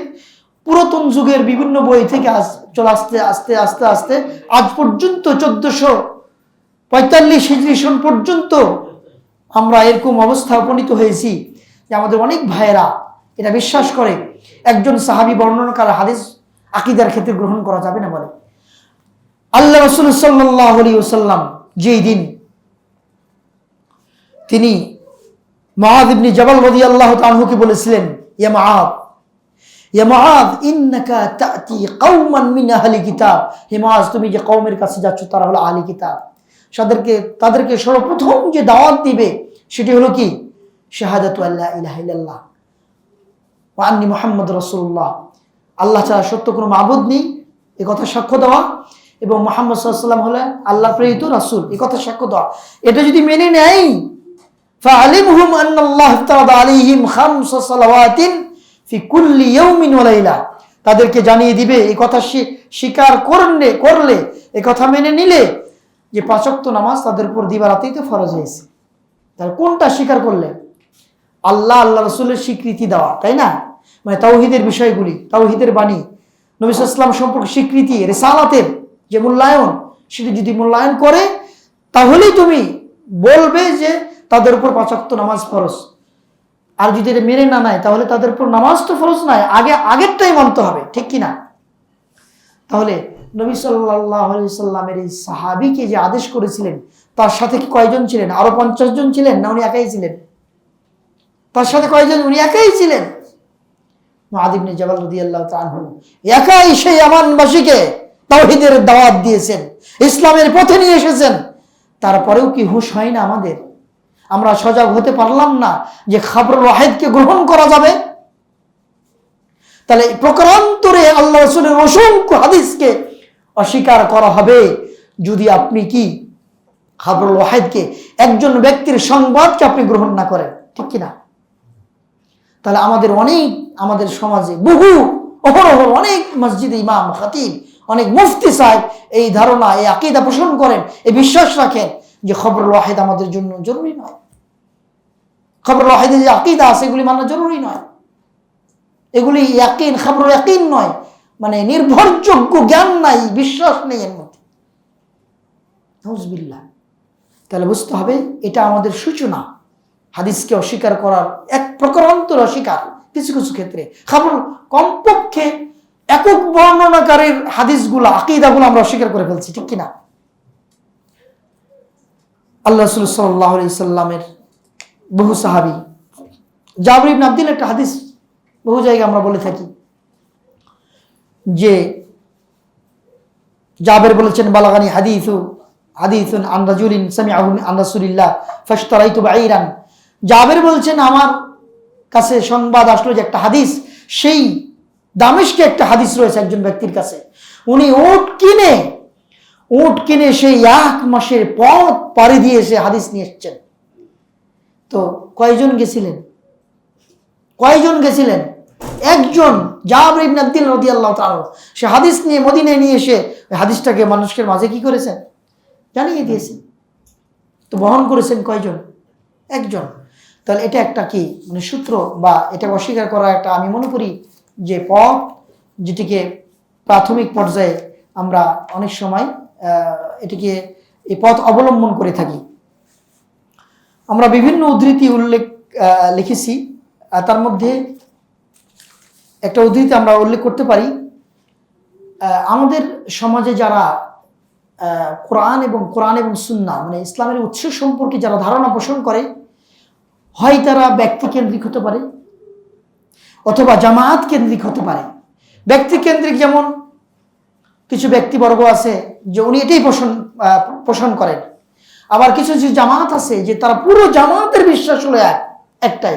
যেমন ধরুন খুব কাছাকাছি কিছু ব্যক্তিবর্গ আমাদের আশপাশে, উত্তর আশপাশে আছে, হিজবুত তাওহীদ নাম নিয়েই ফেললাম, তাই না? হুযায়ফা ইবনে ইয়ামানের হাদিসের উপর ভিত্তি করে তারা অনেক কিছুকে এখন বলছে যেটা কোরআনের সাথে খাপ খায় না, মিলে না, সুন্নাহর সাথে মিলে না। আরো যদি জামাতের কথা বলি, আমাদের সমাজে খুব কঠিনভাবে নবীর পরিবারকে ভালোবাসার দাবিদার কারা? নবীর পরিবারকে ভালোবাসার দাবিদার কারা? শিয়া সম্প্রদায়। শিয়াদেরকে শিয়া না বলে রাফিদি বললেই ভালো হবে। রাফিদি সম্প্রদায় যারা আলী রাদিয়াল্লাহু তাআলা দিক নির্দেশনা অমান্য করেছে, রাফাদা আলী রাদিয়াল্লাহু তাআলা আনহুকেই প্রত্যাখ্যান করেছে। তারপরেও তারা দাবিদার যে আলীর পক্ষের লোক। এখন যদি শিয়া বলি, শিয়া মানে পক্ষের, শিয়া তো আলীর পক্ষের লোক হলে তো খুশি হয় তারা, শিয়া বললে তারা খুশি হয়। কিন্তু আমরা বলবো রাফিদি। আলীর দিক নির্দেশনাকে যারা প্রত্যাখ্যান করেছে তারা কিভাবে আলীর পক্ষের লোক হয়? ঠিক কিনা? তারা আলীর বিপক্ষের লোক, তারা আলীকে প্রত্যাখ্যান করেছে। প্রিয় উপস্থিতি, আমাদের যারা যেখান থেকে আলোচনা শুনছেন, আমাদের আলোচনা স্পষ্ট করতে চায়, যদি আমরা বলি যে কাদিয়ানী সম্প্রদায়ের অবস্থান কোরআন সুন্নাহ ইসলামের যে মূলনীতি এটার বিষয়ে, যদি বলি রাফিদি সম্প্রদায়ের অবস্থান কোরআন সুন্নাহ মূলনীতি নিয়ে, তারা আমাদের বাংলাদেশে ঢাকার বিভিন্ন অঞ্চলে আছে, নিজেকে দাবিদার, মসজিদ তৈরি হয়েছে বিভিন্ন রকম, বিভিন্ন আলেম সম্পদ আমাদের আলেমরা সতর্ক করেছেন, বিভিন্ন সময় বিভিন্ন মজলিসে বিভিন্ন হালাকায় তাদের ব্যাপারে সতর্ক করেছেন, যাতে করে ভ্রান্ত দিন, ভ্রান্ত বিশ্বাস, ভ্রান্ত চর্চা আর সঠিক চর্চা একাকার না হয়ে যায়। এটা খেয়াল রাখতে হবে।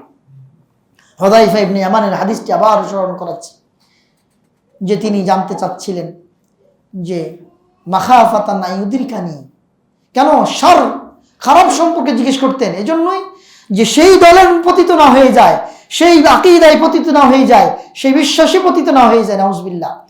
তো একটি উদ্ধৃতি আমি পেশ করছি, আপনারা লক্ষ্য করেছেন এর আগে আমরা উদ্ধৃতি পেশ করেছিলাম যে কোরআন নিঃসন্দেহে কিয়ামত পর্যন্ত টিকে থাকবে, কোনো চেঞ্জ নাই, পরিবর্তন নাই, পরিবর্তন করার অবকাশ নেই। দায়িত্ব কার? আল্লাহ। ইন্না নাহনু নাযালনা যিকরা ওয়া ইন্না লাহু লাহাফিজুন। এই আয়াতের উপর ভিত্তি করে একটু উদ্ধৃতি নেন, যেটা রাফিদি সম্প্রদায়ের সবচেয়ে দামি কিতাব আল কাফি লিল কুলাইনি লেখা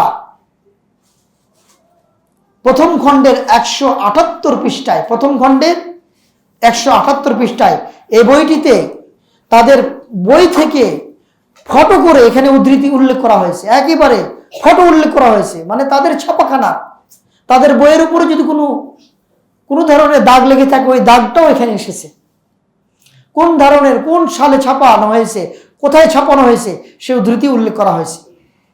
তো তাদের কাফি কুলাইনি লেখা সেই কিতাবের 101 খণ্ডের প্রথম খণ্ডের 178 পৃষ্ঠায় উল্লেখ করেছে মিথ্যা বানাওয়া, যে তারা আবু জাফর নামে একজনের উপর অপবাদ দেয়, নবী পরিবারের একজন ব্যক্তি সম্পর্কে তারা অপবাদ দিয়ে বলে তিনি নাকি বলেছেন, নাউজুবিল্লাহ, তিনি এই কথা বলেন নাই। মাদ্দা আহাদুন মিনান নাস আন্নাহু জামা আল কোরআন কুল্লাহ কামা উনজিলা ইল্লা কাযাব। তাদের উদ্ধৃতি হলো, কেউ যদি দাবি করে কোরআন যেইভাবে অবতীর্ণ করা হয়েছে ওইভাবেই পূর্ণভাবে কোরআন লিপিবদ্ধ করা হয়েছে, এটা যদি কেউ দাবি করে তাহলে সে মিথ্যুক। এটা শিয়াদের দাবি, অর্থাৎ যেই কোরআন আমাদের কাছে আছে এটা পূর্ণ নবী সাল্লাল্লাহু আলাইহি ওয়াসাল্লামের কাছে অবতরণকৃত এই কিতাব, পরিপূর্ণ কিতাব, এটা যদি কেউ দাবি করে তাহলে সে নাকি মিথ্যাবাদী, এটা তাদের কিতাবে লেখা আছে। এর অর্থ কি? এর অর্থ হলো আমরা যে 30 পারা কোরআনে বিশ্বাসী, সেই বিশ্বাসী আমরা যে বিশ্বাস করি সেটা নাকি আমরা মিথ্যাবাদী এই কথার উপরে, নাউজুবিল্লাহ। তাদের এই কিতাবের মধ্যে কাফি কুলাইনির মধ্যে উল্লেখ করা হয়েছে। তাদের দাবি ওয়ামা জামাআহু ওয়া হাফিযাহু কামা নাযালাহুল্লাহ ইল্লা আলী ইবনে আবি তালিব আলাইহিস সালাম ওয়াল আইম্মা মিন বাদি আলাইহিস সালাম। তারা আলাইহিস সালাম বলে নির্দিষ্ট কোনো ব্যক্তিবর্গকে, ওই যে 12 জন ইমামকে। তো বলছেন যে একমাত্র হেফাজত করা হয়েছে, সংরক্ষণ করা হয়েছে, যেভাবে নাজিল করা হয়েছে সেই কোরআনটা আলীর কাছে ছিল, আর ওই কোরআনটা পরবর্তীতে ওই যে 12 জন ইমাম, তাদের 12 জন ইমামের কাছে সংরক্ষিত, নাউজুবিল্লাহ। অর্থাৎ কোরআন যখন আবু বকর জমা করলেন, ওমরের কাছে রইল, উসমান যখন আবার সম্মিলিত সবার মত নিয়ে আবার সুন্দর করে একত্রিত করলেন, যে সমস্ত কোরআনকে পড়িয়ে ফেললেন। এবং সে সময় কি আলী ছিলেন না? খেয়াল করেন, আমার প্রশ্ন হলো, যে সময় আবু বকর রাদিয়াল্লাহু তাআলা জমা করেছেন, যে সময় সর্বশেষ যদি আমরা বলি ওসমান ইবনে আফফান জমা করেছেন, জমা করার পর ঐক্যমতে সেই কোরআন জমা করার পরে সকল কোরআনকে কি বলে পুড়িয়ে ফেলা হয়েছে, সে সময় তো আলী ছিলেন। আলী একটি উক্তি কেন করলেন না? আলী যদি তাদের বিশ্বাস অনুযায়ী আলীর কাছে যদি নির্দিষ্ট কোরআন থাকে যেটা আমাদের কাছে নেই, যে কোরআনটা আমাদের কাছে নেই, তাহলে বুঝতে হবে আলী রাদিয়াল্লাহু তাআলা আনহু মিথ্যার উপরে চুপ ছিলেন, ঠিক কিনা? নাউজুবিল্লাহ। এটা হতে পারে যে মিথ্যার উপরে তিনি চুপ ছিলেন, জুলুমের শিকার হয়ে চুপ ছিলেন, এটা হতে পারে, মানে তাদের কথা অনুযায়ী। অথবা সে সময়ে তিনি ওই কোরআনের উপরে কি ছিলেন? একমত ছিলেন, ঠিক কিনা? দুটার যে কোনো একটা অপশন হবে। তো আমরা নিঃসন্দেহে আলীর উপরে এই বিশ্বাস রাখি রাদিয়াল্লাহু তাআলা আনহু যে মিথ্যার উপরে তিনি চুপ থাকতে পারেন না, বরং উনি বর্তমান আমাদের একটি কোরআন নিয়েছেন, যেই মাসহাফ, যেই কোরআন বিশ্বাসী আমরা, সেই কোরআনেও আলী রাদিয়াল্লাহু তাআলা কি করেছেন? বিশ্বাস করতেন। নাহলে তিনি চুপ ছিলেন কেন? ওই কোরআন দিয়েই তো ফয়সালা করেছেন, ওই কোরআনই তো তিনি এমন কোন একটি উদ্ধৃতি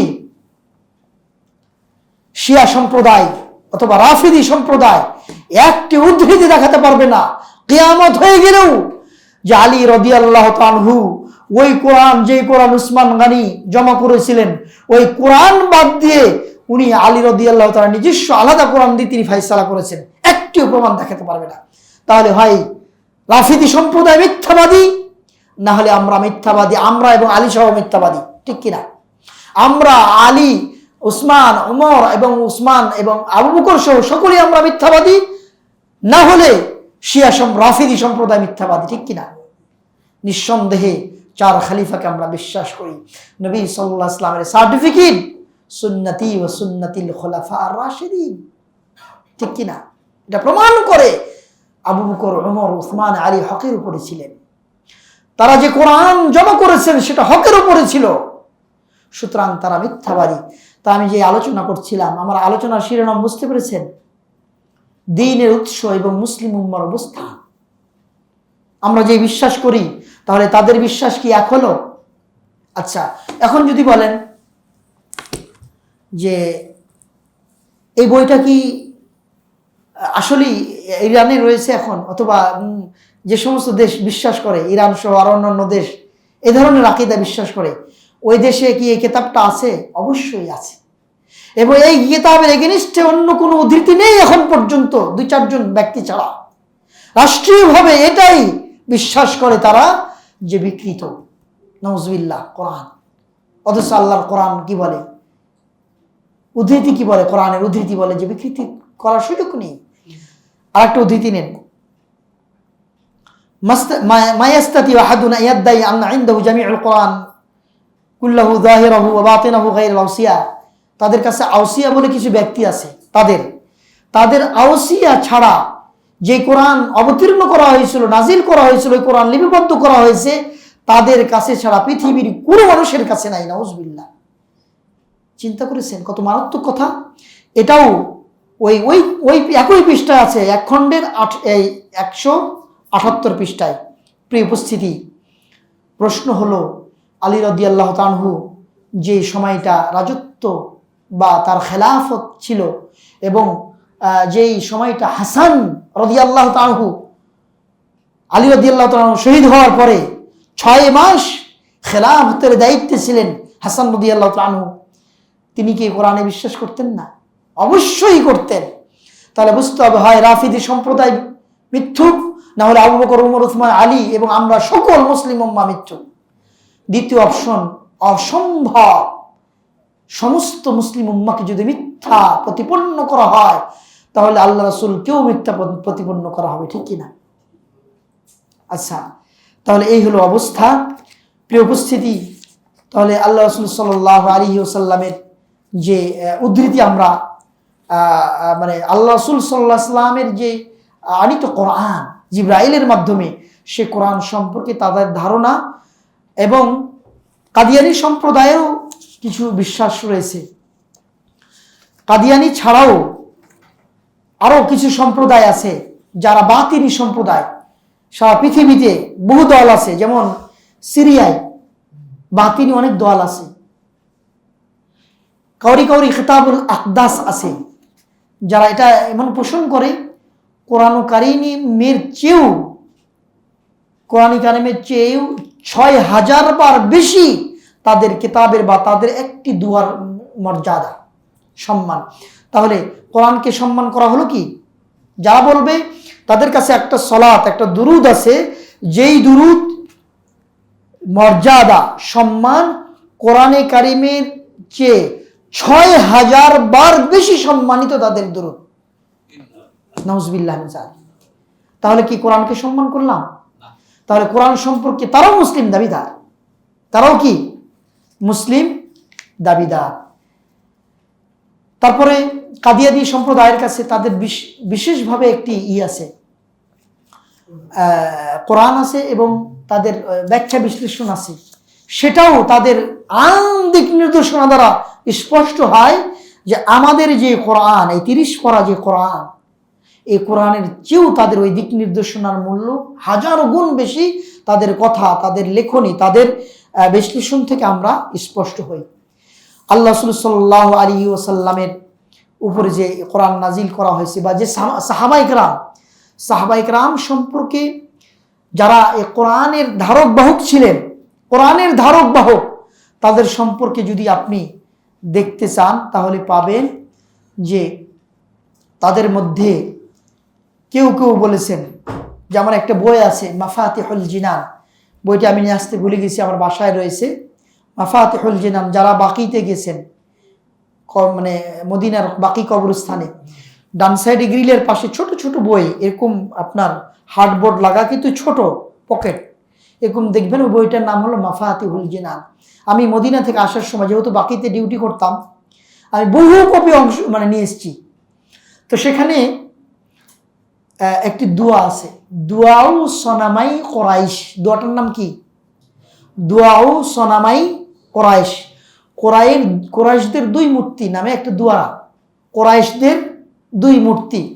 সেখানে লেখা আছে সেই বইয়ে, মাফাতিহুল জিনান বইয়ের ১১৪ পৃষ্ঠা। কত পৃষ্ঠা? ১১৪তম পৃষ্ঠা। এবং এখানে মোটামুটি ৭টা থেকে ৮টা বইয়ের নাম আমি এখানে কোট করেছি। প্রত্যেক বইয়ের খণ্ড এবং পৃষ্ঠা সহ উল্লেখ করেছি, কোন কোন বইয়ের কত খণ্ডের কত পৃষ্ঠায় দোয়াটা আসছে। সেখানে দোয়া করা হয়েছে কি দেখেন, আল্লাহুম্মা সাল্লি আলা মুহাম্মাদ ওয়া আলা আলি মুহাম্মাদ ওয়ালআন সনামাই কুরাইশ। কুরাইশের ২ মূর্তির উপর আল্লাহর লানত, আল্লাহর অভিশাপ, অজিবতাইহিমা, এবং তাদের ২ মূর্তির উপরে, তাগুতাইহিমা, সে তাদের ২ তাগুতের উপরে, ইফকাইহিমা, এবং তাদের মিথ্যুক ২ ব্যক্তির উপরে। নাউজুবিল্লাহ। কাকে বলছে জানেন? যারা কোরআন জমা করেছে তাদের সম্বন্ধে বলতেছে। এবং শুধু এতটুকু না, ওয়াইবনাতাইহিমা আল্লাযাইনি খালাফা আমরাকা ওয়া আনকারা ওয়াহিয়া, যারা, এবং তাদের ২ মেয়েও পর্যন্ত, তাদের উপর আল্লাহর লানত, মানে ২ মেয়েকে, আবু বকরের মেয়েকে, প্রথমে সনামাই কুরাইশ বলতে আবু বকর, উমর। আবু বকরের মেয়ে আয়েশা রাদিয়াল্লাহু তাআলা আনহা, উমরের মেয়ে হাফসা রাদিয়াল্লাহু তাআলা আনহা, যারা কয়েকদিন আগে আসলেন, রাসূলের কবরে যায়, যারা সালাম করেছেন। যেইখানে দাঁড়িয়ে বর্তমানে হাজী সাহেবগণ নবী সাল্লাল্লাহু আলাইহি ওয়াসাল্লামকে সালাম করে থাকেন, ঐতিহাসিকগণ বলেছেন ওইখানেই হাফসা রাদিয়াল্লাহু তাআলা আনহার গৃহ ছিল, ঘর ছিল। ওই ঘরকে ভেঙে উসমান গনি রাদিয়াল্লাহু তাআলা আনহু পরবর্তীতে কাতার বানিয়েছেন। বর্তমানে যেখানে ইমাম দাঁড়ান, উসমান গনি রাদিয়াল্লাহু তাআলা আনহু ইমামের জায়গা নির্ধারণ করেছেন সেই জায়গাতে। মাল মদিনা মুনাওয়ারা বইটাতে ইমাম আব্দুল হোসেন কাসেম উনি উল্লেখ করেছেন, এবং মক্কার ইমাম আব্দুর রহমান সুদাইস ওটি উনি মুখবন্ধ দিয়েছেন। বইটা আমি অনুবাদ করেছি আলহামদুলিল্লাহ। সেখানে স্পষ্ট উল্লেখ করেছেন মদিনার ইমাম, মদিনা হাইকোর্টের জজ, যে ওই জায়গাতেই হাফসা রাদিয়াল্লাহু তাআলা আনহার গৃহ ছিল। আল্লাহ রাসূল সাল্লাল্লাহু আলাইহি ওয়াসাল্লাম এরকম যদি লানত পাওয়ার যোগ্য হতো, আল্লাহ রাসূলের সংসারে টিকে থাকতেন? হাফসা টিকে থাকতেন? আয়েশা রাদিয়াল্লাহু তাআলা টিকে থাকতেন? সুবহানাল্লাহ। এবং তারা বলছে যে আল্লাহর নাকি মানে তারা মানে আদেশকে অমান্য করেছে, নাউযুবিল্লাহ, কখনোই না। তার ওহীকে নাকি অস্বীকার করেছে, কখনোই না। ওয়াজাহাদা নামাক, আল্লাহর নিয়ামতকে নাকি অস্বীকার করেছে, কখনোই না। ও আসিয়া রাসূলাক, আল্লাহ রাসূলকে নাকি অবাধ্য আচরণ করেছে, কখনোই না। ও কাল্লাবা দীনাক, দ্বীনকে নাকি তারা পরিবর্তন করেছে, কখনোই না। ও হাররাফা কিতাবাক, তারা নাকি আল্লাহর কিতাবকে নাকি পরিবর্তন করেছে, কখনোই না। ও হাব্বা আদাক, এবং আল্লাহর শত্রুদেরকে নাকি ভালোবেসেছে। এগুলি তাদের বিশ্বাস এবং দুয়া। সে কোন কিতাবের মধ্যে এসেছে? মাফাতিহুল জিনান, কুম্মি, তাদের একজন বিশাল স্কলার কুম্মি, সেই স্কলার 114 নম্বর পৃষ্ঠায় এই দুয়া তারা মক্কা মদিনায় যে দুয়া তারা পাঠ করে। আমি যখন 1427 হিজরি, এখন চলে কত? 1445, 1425 থেকে 1429 হিজরি, 1425 থেকে 1429 হিজরি পর্যন্ত আমি মদিনায় বাকির সামনে তাদের প্রায় 4-5 বছর একত্রিত হতে দেখেছি এবং এই দুয়াগুলি পাঠ করতে বলে দেখেছি আমি নিজে। তাদেরকে কোনো একদিন তারা সময় নিয়ে একদিন রাতে ইশার নামাজের পর 2 ঘন্টা 3 ঘন্টা সময় নিয়ে রাত 12টা পর্যন্ত তারা দোয়াগুলি পড়তো, সপ্তাহে একদিন। এবং 1425 হিজরি থেকে নিয়ে 1429 হিজরি সন পর্যন্ত আমি দেখেছি। এবং সৌদি সরকার অনেকবার না করেছে বিভিন্নভাবে, কিন্তু তারা জোর জবরদস্ত তারা নেওয়ার চেষ্টা করেছে বিভিন্নভাবে, এবং এই দোয়াগুলি তারা পড়তো।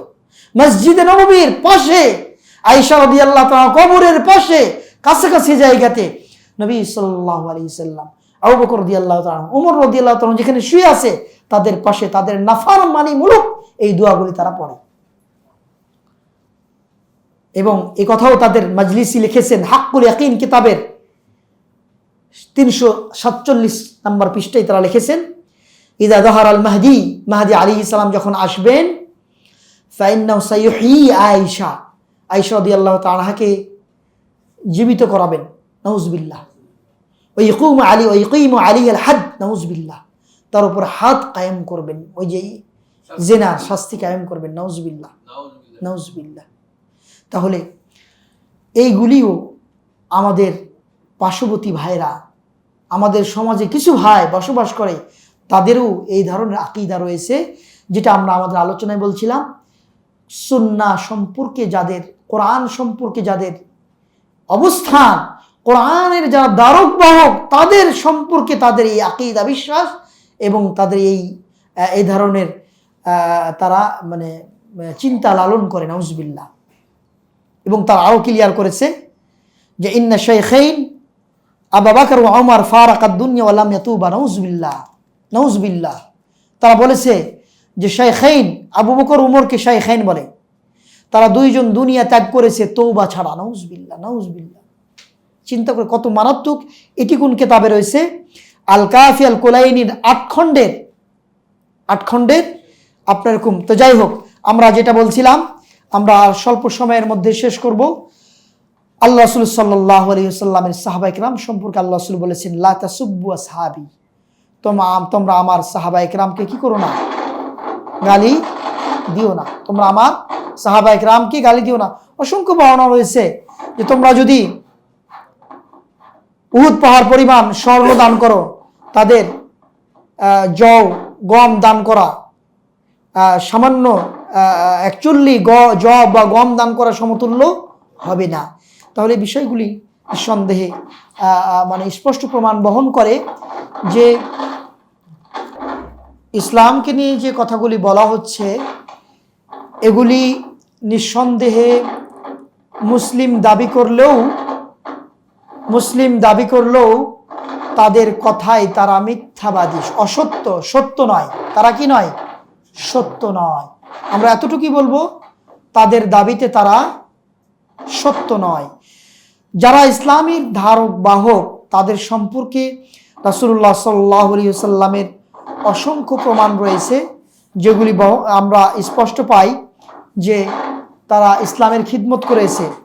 আবু হানিফা রহমাতুল্লাহ আলাইহি সম্পর্কেও, আবু হানিফা রহমাতুল্লাহ আলাইহি যিনি একজন উল্লেখযোগ্য আলেম দ্বীন ছিলেন, আমরা যেটা বলছিলাম যে আল্লাহ রাসূল সাল্লাল্লাহু আলাইহি সাল্লামের 3 জন, কোন কোন বর্ণনায় তাদের 5 জন ব্যতীত সমস্ত সাহাবায়ে কেরামকে যারা আপনার অস্বীকার করে, কুফরি করেছে, তাদেরকে ট্যাগ লাগায়, নিঃসন্দেহে বলবো আমরা তারা সঠিক দ্বীনের উপরে নয়, সঠিক ইলমের উপরে নয়, সঠিক দ্বীন চর্চার উপরে নয়। নিঃসন্দেহে যারা কোরআনকে সংরক্ষণ করেছেন, আবু বকর, ওমর, উসমান, আলী, তাদেরকে আমরা ভালোবাসি। তাদেরকে ভালোবাসাও তো হলো কি দ্বীন। আপনারা একটা আকীদার নাম শুনেছেন, আকীদা তাহাবিয়া, নাম শুনেছেন না? আকীদা তাহাবিয়ার মধ্যে সাহাবায়ে কেরামকে ভালোবাসাও একটা আকীদার পাঠ। সেজন্য ইমাম আবু জাফর তাহাবি রহমতুল্লাহ আলাইহি তার ওই আকীদা তাহাবিয়ার মধ্যে উল্লেখ করেছেন, সাহাবায়ে কেরামকে ভালোবাসা এটা ঈমান, সাহাবায়ে কেরামকে ভালোবাসাটাও কি ঈমান। তাহলে ঈমানের একটি পাঠ হয়ে গেছে যখন কোরআন এবং সুন্নাহ ইসলামের মূল উৎসকে যারা ধারণ করেছে, যারা প্রচার করেছে, যারা জমা করেছে, তাদেরকে যখন অপবাদ দেওয়া হয়েছে, তখনই মুসলিম উম্মার আলেমগণ পর্যায়ক্রমে তাদের ফজিলত উল্লেখ করে আকীদার মধ্যে তারা কি করেছে, এটা অন্তর্ভুক্ত করেছে। এজন্যই তাদেরকে যদি আপনি অস্বীকার করেন, কোরআনের কোন আয়াতটাকে আপনি স্বীকার করবেন? ঠিক কিনা? কোরআনের কোন উদ্ধৃতি, কোন বিধানকে আপনি স্বীকার করবেন? কারণ যারা ধারক বাহক তাদেরকে তো অস্বীকার করছেন। এবং এই কোরআন সম্বন্ধেও যে ভালো ধারণা, সেটাও তো আমরা পেলাম না। কোরআন সম্পর্কেও যে ধারণা, তাদের বিভিন্ন উদ্ধৃতি, তাদের ইমাম, তাদের ধারণা, এবং আবু হানিফা সম্পর্কেও, সাহাবায়ে কেরাম সম্পর্কে, সালফে সালেহিনের ইমাম সম্পর্কে, আবু হানিফা সম্পর্কে তাদের বিশ্বাস হলো লাআনাল্লাহ আবা হানিফা, নাউযুবিল্লাহ, আবু হানিফাকেও তারা লানত করেছে। এবং কানা ইয়াকুলু ক্বালা আলী ওয়া কুলতু, এবং কেন আবু হানিফাকে লানত করেছে?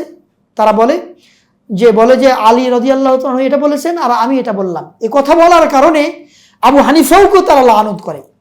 এই কথা এটা তারা কি লিখেছে? আল কাফি প্রথম খণ্ডের 45 এবং 46 পৃষ্ঠায় লিখেছে। এবং কোন অধ্যায়ে? ফাদলুল ইলম, ইলম অধ্যায়ের মধ্যে উনি এই কথাটা উল্লেখ করেছেন, নাউজুবিল্লাহ। শুধু তাই না, আহমদ ইবনে হাম্বলকেও তারা আল হিদায়া কুবরা কিতাবের মধ্যে তারা ইসলাম থেকে তারা বের করে দিয়েছে এবং অভিশাপ করেছে। এগুলি সবগুলি প্রমাণ বহন করে যে কি ধরনের তারা ইচ্ছা পোষণ করে এবং তারা দ্বীন চর্চা করে। আল্লাহ তাআলা কোরআনে কারিমে বলেছেন, ইন্নাল্লাহা লা ইউগাইয়িরু মা বিকাওমিন হাত্তা ইউগাইয়িরু মা বিআনফুসিহিম। ততক্ষণ পর্যন্ত আল্লাহ তাআলা কোনো কওমকে, কোনো জাতিকে চেঞ্জ করবেন না, পরিবর্তন করবেন না, যতক্ষণ পর্যন্ত আমরা নিজেরা পরিবর্তিত না হই। কোরআনে আয়াত, এটি সূরা রাদের 11 নম্বর আয়াত। আপনি অনেক দোয়া করতেছেন, তারাও অনেক দোয়া করে, ওই যে বাকিতে যে দোয়া করে, উহুদে যে দোয়া করে, দোয়া করছে ঠিকই, কিন্তু দোয়া ইসলামের বিপক্ষের দোয়া। আবু বকরের উপরে লানত, আল্লাহ রাসূলের বিবির উপরে লানত, উমরের উপরে লানত, উমরের মেয়ের উপরে লানত, আবু বকরের মেয়ের উপরে লানত, আবু বকরের উপর লানত, আবু বকরের মেয়ে ও রাসূলের বিবির উপরে লানত, রাসূলের আরেক বিবি হাফসার উপরে লানত। তাহলে এগুলি করে আল্লাহ কি তাদের দোয়া কবুল করবেন? তাহলে চেঞ্জ হতে হলে আজকে আমরা বড় গলায় আমরা বলি আওড়াচ্ছি যে আজকে ইসরায়েলের বিরুদ্ধে, ঠিক আছে, ইসরায়েলের বিরুদ্ধে অবস্থান থাকতে হবে, কিন্তু যখন সরাসরি সুস্পষ্ট কোরআন কারীমের যখন আপনার বিপক্ষে অবস্থান নেন, তখন মুসলমানদের পক্ষে আপনার দোয়া কি কবুল হবে? আমি আমাদের যে ফিলিস্তিনি ভাইদের পক্ষে যে আমরা দোয়া করছি, আমরা যে সমস্ত দোয়াগুলা করি, তাও যদি করে, যখন আল্লাহর দ্বীনের বিপক্ষে আপনি অবস্থান নিয়েছেন, নবীর বিপক্ষে অবস্থান নিয়েছেন, নবীর বিবিদের বিপক্ষে অবস্থান নিয়েছেন, নবীর সাহাবায়ে কেরামের বিপক্ষে অবস্থান নিয়েছেন, কোরআন কারীমের বিপক্ষে অবস্থান নিয়েছেন, আর মুসলমানদের যে আবেগ আপনি নিয়ে ছিনিমিনি খেলছেন, আপনি মনে করছেন যে ফাতেমাকে আমরা ভালোবাসি, আপনি বলছেন যে আল্লাহ রাসূলের মেয়ে ফাতেমাকে ভালোবাসেন। আপনার ভালোবাসার নমুনা এই যে আপনি আল্লাহ রাসূলের একজন বিবিকে আপনি অপছন্দ করেন। আল্লাহ রাসূলের একজন বিবি নাই, একাধিক বিবিকে অপছন্দ করেন। এবং এটাও বিশ্বাস তারা করে আল্লাহ রাসূলের মেয়ে কয়জন? 4 জন। মেয়ের মধ্যে একজনকে মাত্র স্বীকার করে। আমার কাছে বহু ধৃতি রয়েছে যে আল্লাহ রাসূলের বাকি 3 জন মেয়েকে তারা অস্বীকার করে। নাউজুবিল্লাহ।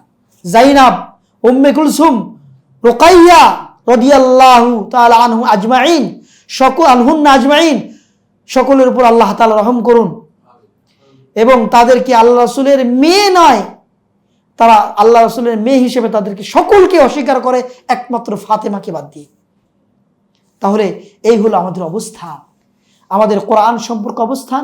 কোরআনকে যারা মূল্যায়ন করেছে, হেফাজত করার চেষ্টা করেছে, ছড়িয়ে দেওয়ার চেষ্টা করেছে, কোরআনকে বিভিন্ন সময় জমা করার চেষ্টা করেছে, তাদের সম্পর্কে তাদের এই বিশ্বাস। তাহলে মুসলমান কোরআনের কি বলে ইসলামের উৎস নিয়ে তাদের এই ছিনিমিনি, আমাদের কি অবস্থান এবং তাদের কি অবস্থান, মোটামুটি একটা কথা পেলেন। এবং কাদিয়ানী সম্প্রদায় বলে যে আল্লাহ তাআলার ভাষা ছিল ইংলিশ, আল্লাহ তাআলার ভাষা ছিল ইংলিশ। তো কোরআনটা তারা ইচ্ছা করলেই আল্লাহর ভাষায় নাজিল করতেন, কিন্তু অজ্ঞতার যুগে, বর্বরতার যুগে, সেই যুগে অজ্ঞতার ভাষাকে নিয়ে তারা ওই আরবি ভাষায় আল্লাহ নাকি কোরআন নাজিল করেছেন। তো সেই হিসাবে কোরআনে কারীম মানে ইংলিশ ভাষায় যেটা দরকার ছিল সেটা নাজিল করেন নাই। বহু উদ্ধৃতি রয়েছে, এইগুলি এরকম উদ্ধৃতি রয়েছে সরাসরি এই যে গোলাম আহমদ কাদিয়ানীর। আমি এখানে একটা বই সম্পাদনা করছিলাম, একটা বই সম্পাদনা করতে গিয়ে 91 পৃষ্ঠা থেকে 95 পৃষ্ঠা, এই দেখেন 91 থেকে 95 পৃষ্ঠা আমি বইটা থেকে নিয়ে আসছিলাম। কোরআন সম্পর্কে বেরলভীদের যে কি বিশ্বাস, বেরলভীদের মানে কি, মানে আপনি যদি চেহারা সুরতে কি মনে, কোনটা কাদেরকে মনে করেন? ওই যে সবুজ পাগড়ি, এখানে একটু আগে একটু টুপি দেখলাম, একটা টুপি দেখলাম যে টুপির উপরে নালাইন শরীফের ছবি। নালাইন, নাল হলো জুতা, তো নালাইন শরীফে রাসূলের জুতা হিসেবে তারা কপালে বহন করে। তো ওই লোকগুলা হলো, হ্যাঁ ওই লোকগুলা হলো বেরলভী আকীদায় বিশ্বাসী। তাদের সম্পর্কে একটা বই আল্লামা ইহসান ইলাহি যাহির রাহিমাহুল্লাহ, তিনি শহীদ হয়েছিলেন। তিনি কি হয়েছিলেন? শহীদ হয়েছিলেন। তিনি একটা ওসিয়ত ছিল, হ্যাঁ শিয়াদ রাফিদি সম্প্রদায়ের হাতে, জি শিয়াদের উপরে যেহেতু কথা আমাদের, তো উনি ওসিয়ত করেছিলেন বাদশাহ ফয়সালের যুগে বা অথবা কোন যুগে, ফাহাদের যুগে আমার স্মরণ নেই, সম্ভবত ফাহাদের যুগে কিনা, কোনো এক সৌদি আরবে বাদশাহর যুগে ওসিয়ত ছিল তাকে যেন বাকিতে দাফন করা হয়। তো অনেকেই বলছেন যে তাকে কী করা হয়েছে, তার ওসিয়তকে তিনি লাহোরে বা কোথায় উনি শহীদতা চিন্তা নবী সাল্লাল্লাহু আলাইহি ওয়াসাল্লামকে আহমদ রেজা খানের নিচে, মানে হাজারো গুণ নিচে অবস্থান করা হয়েছে।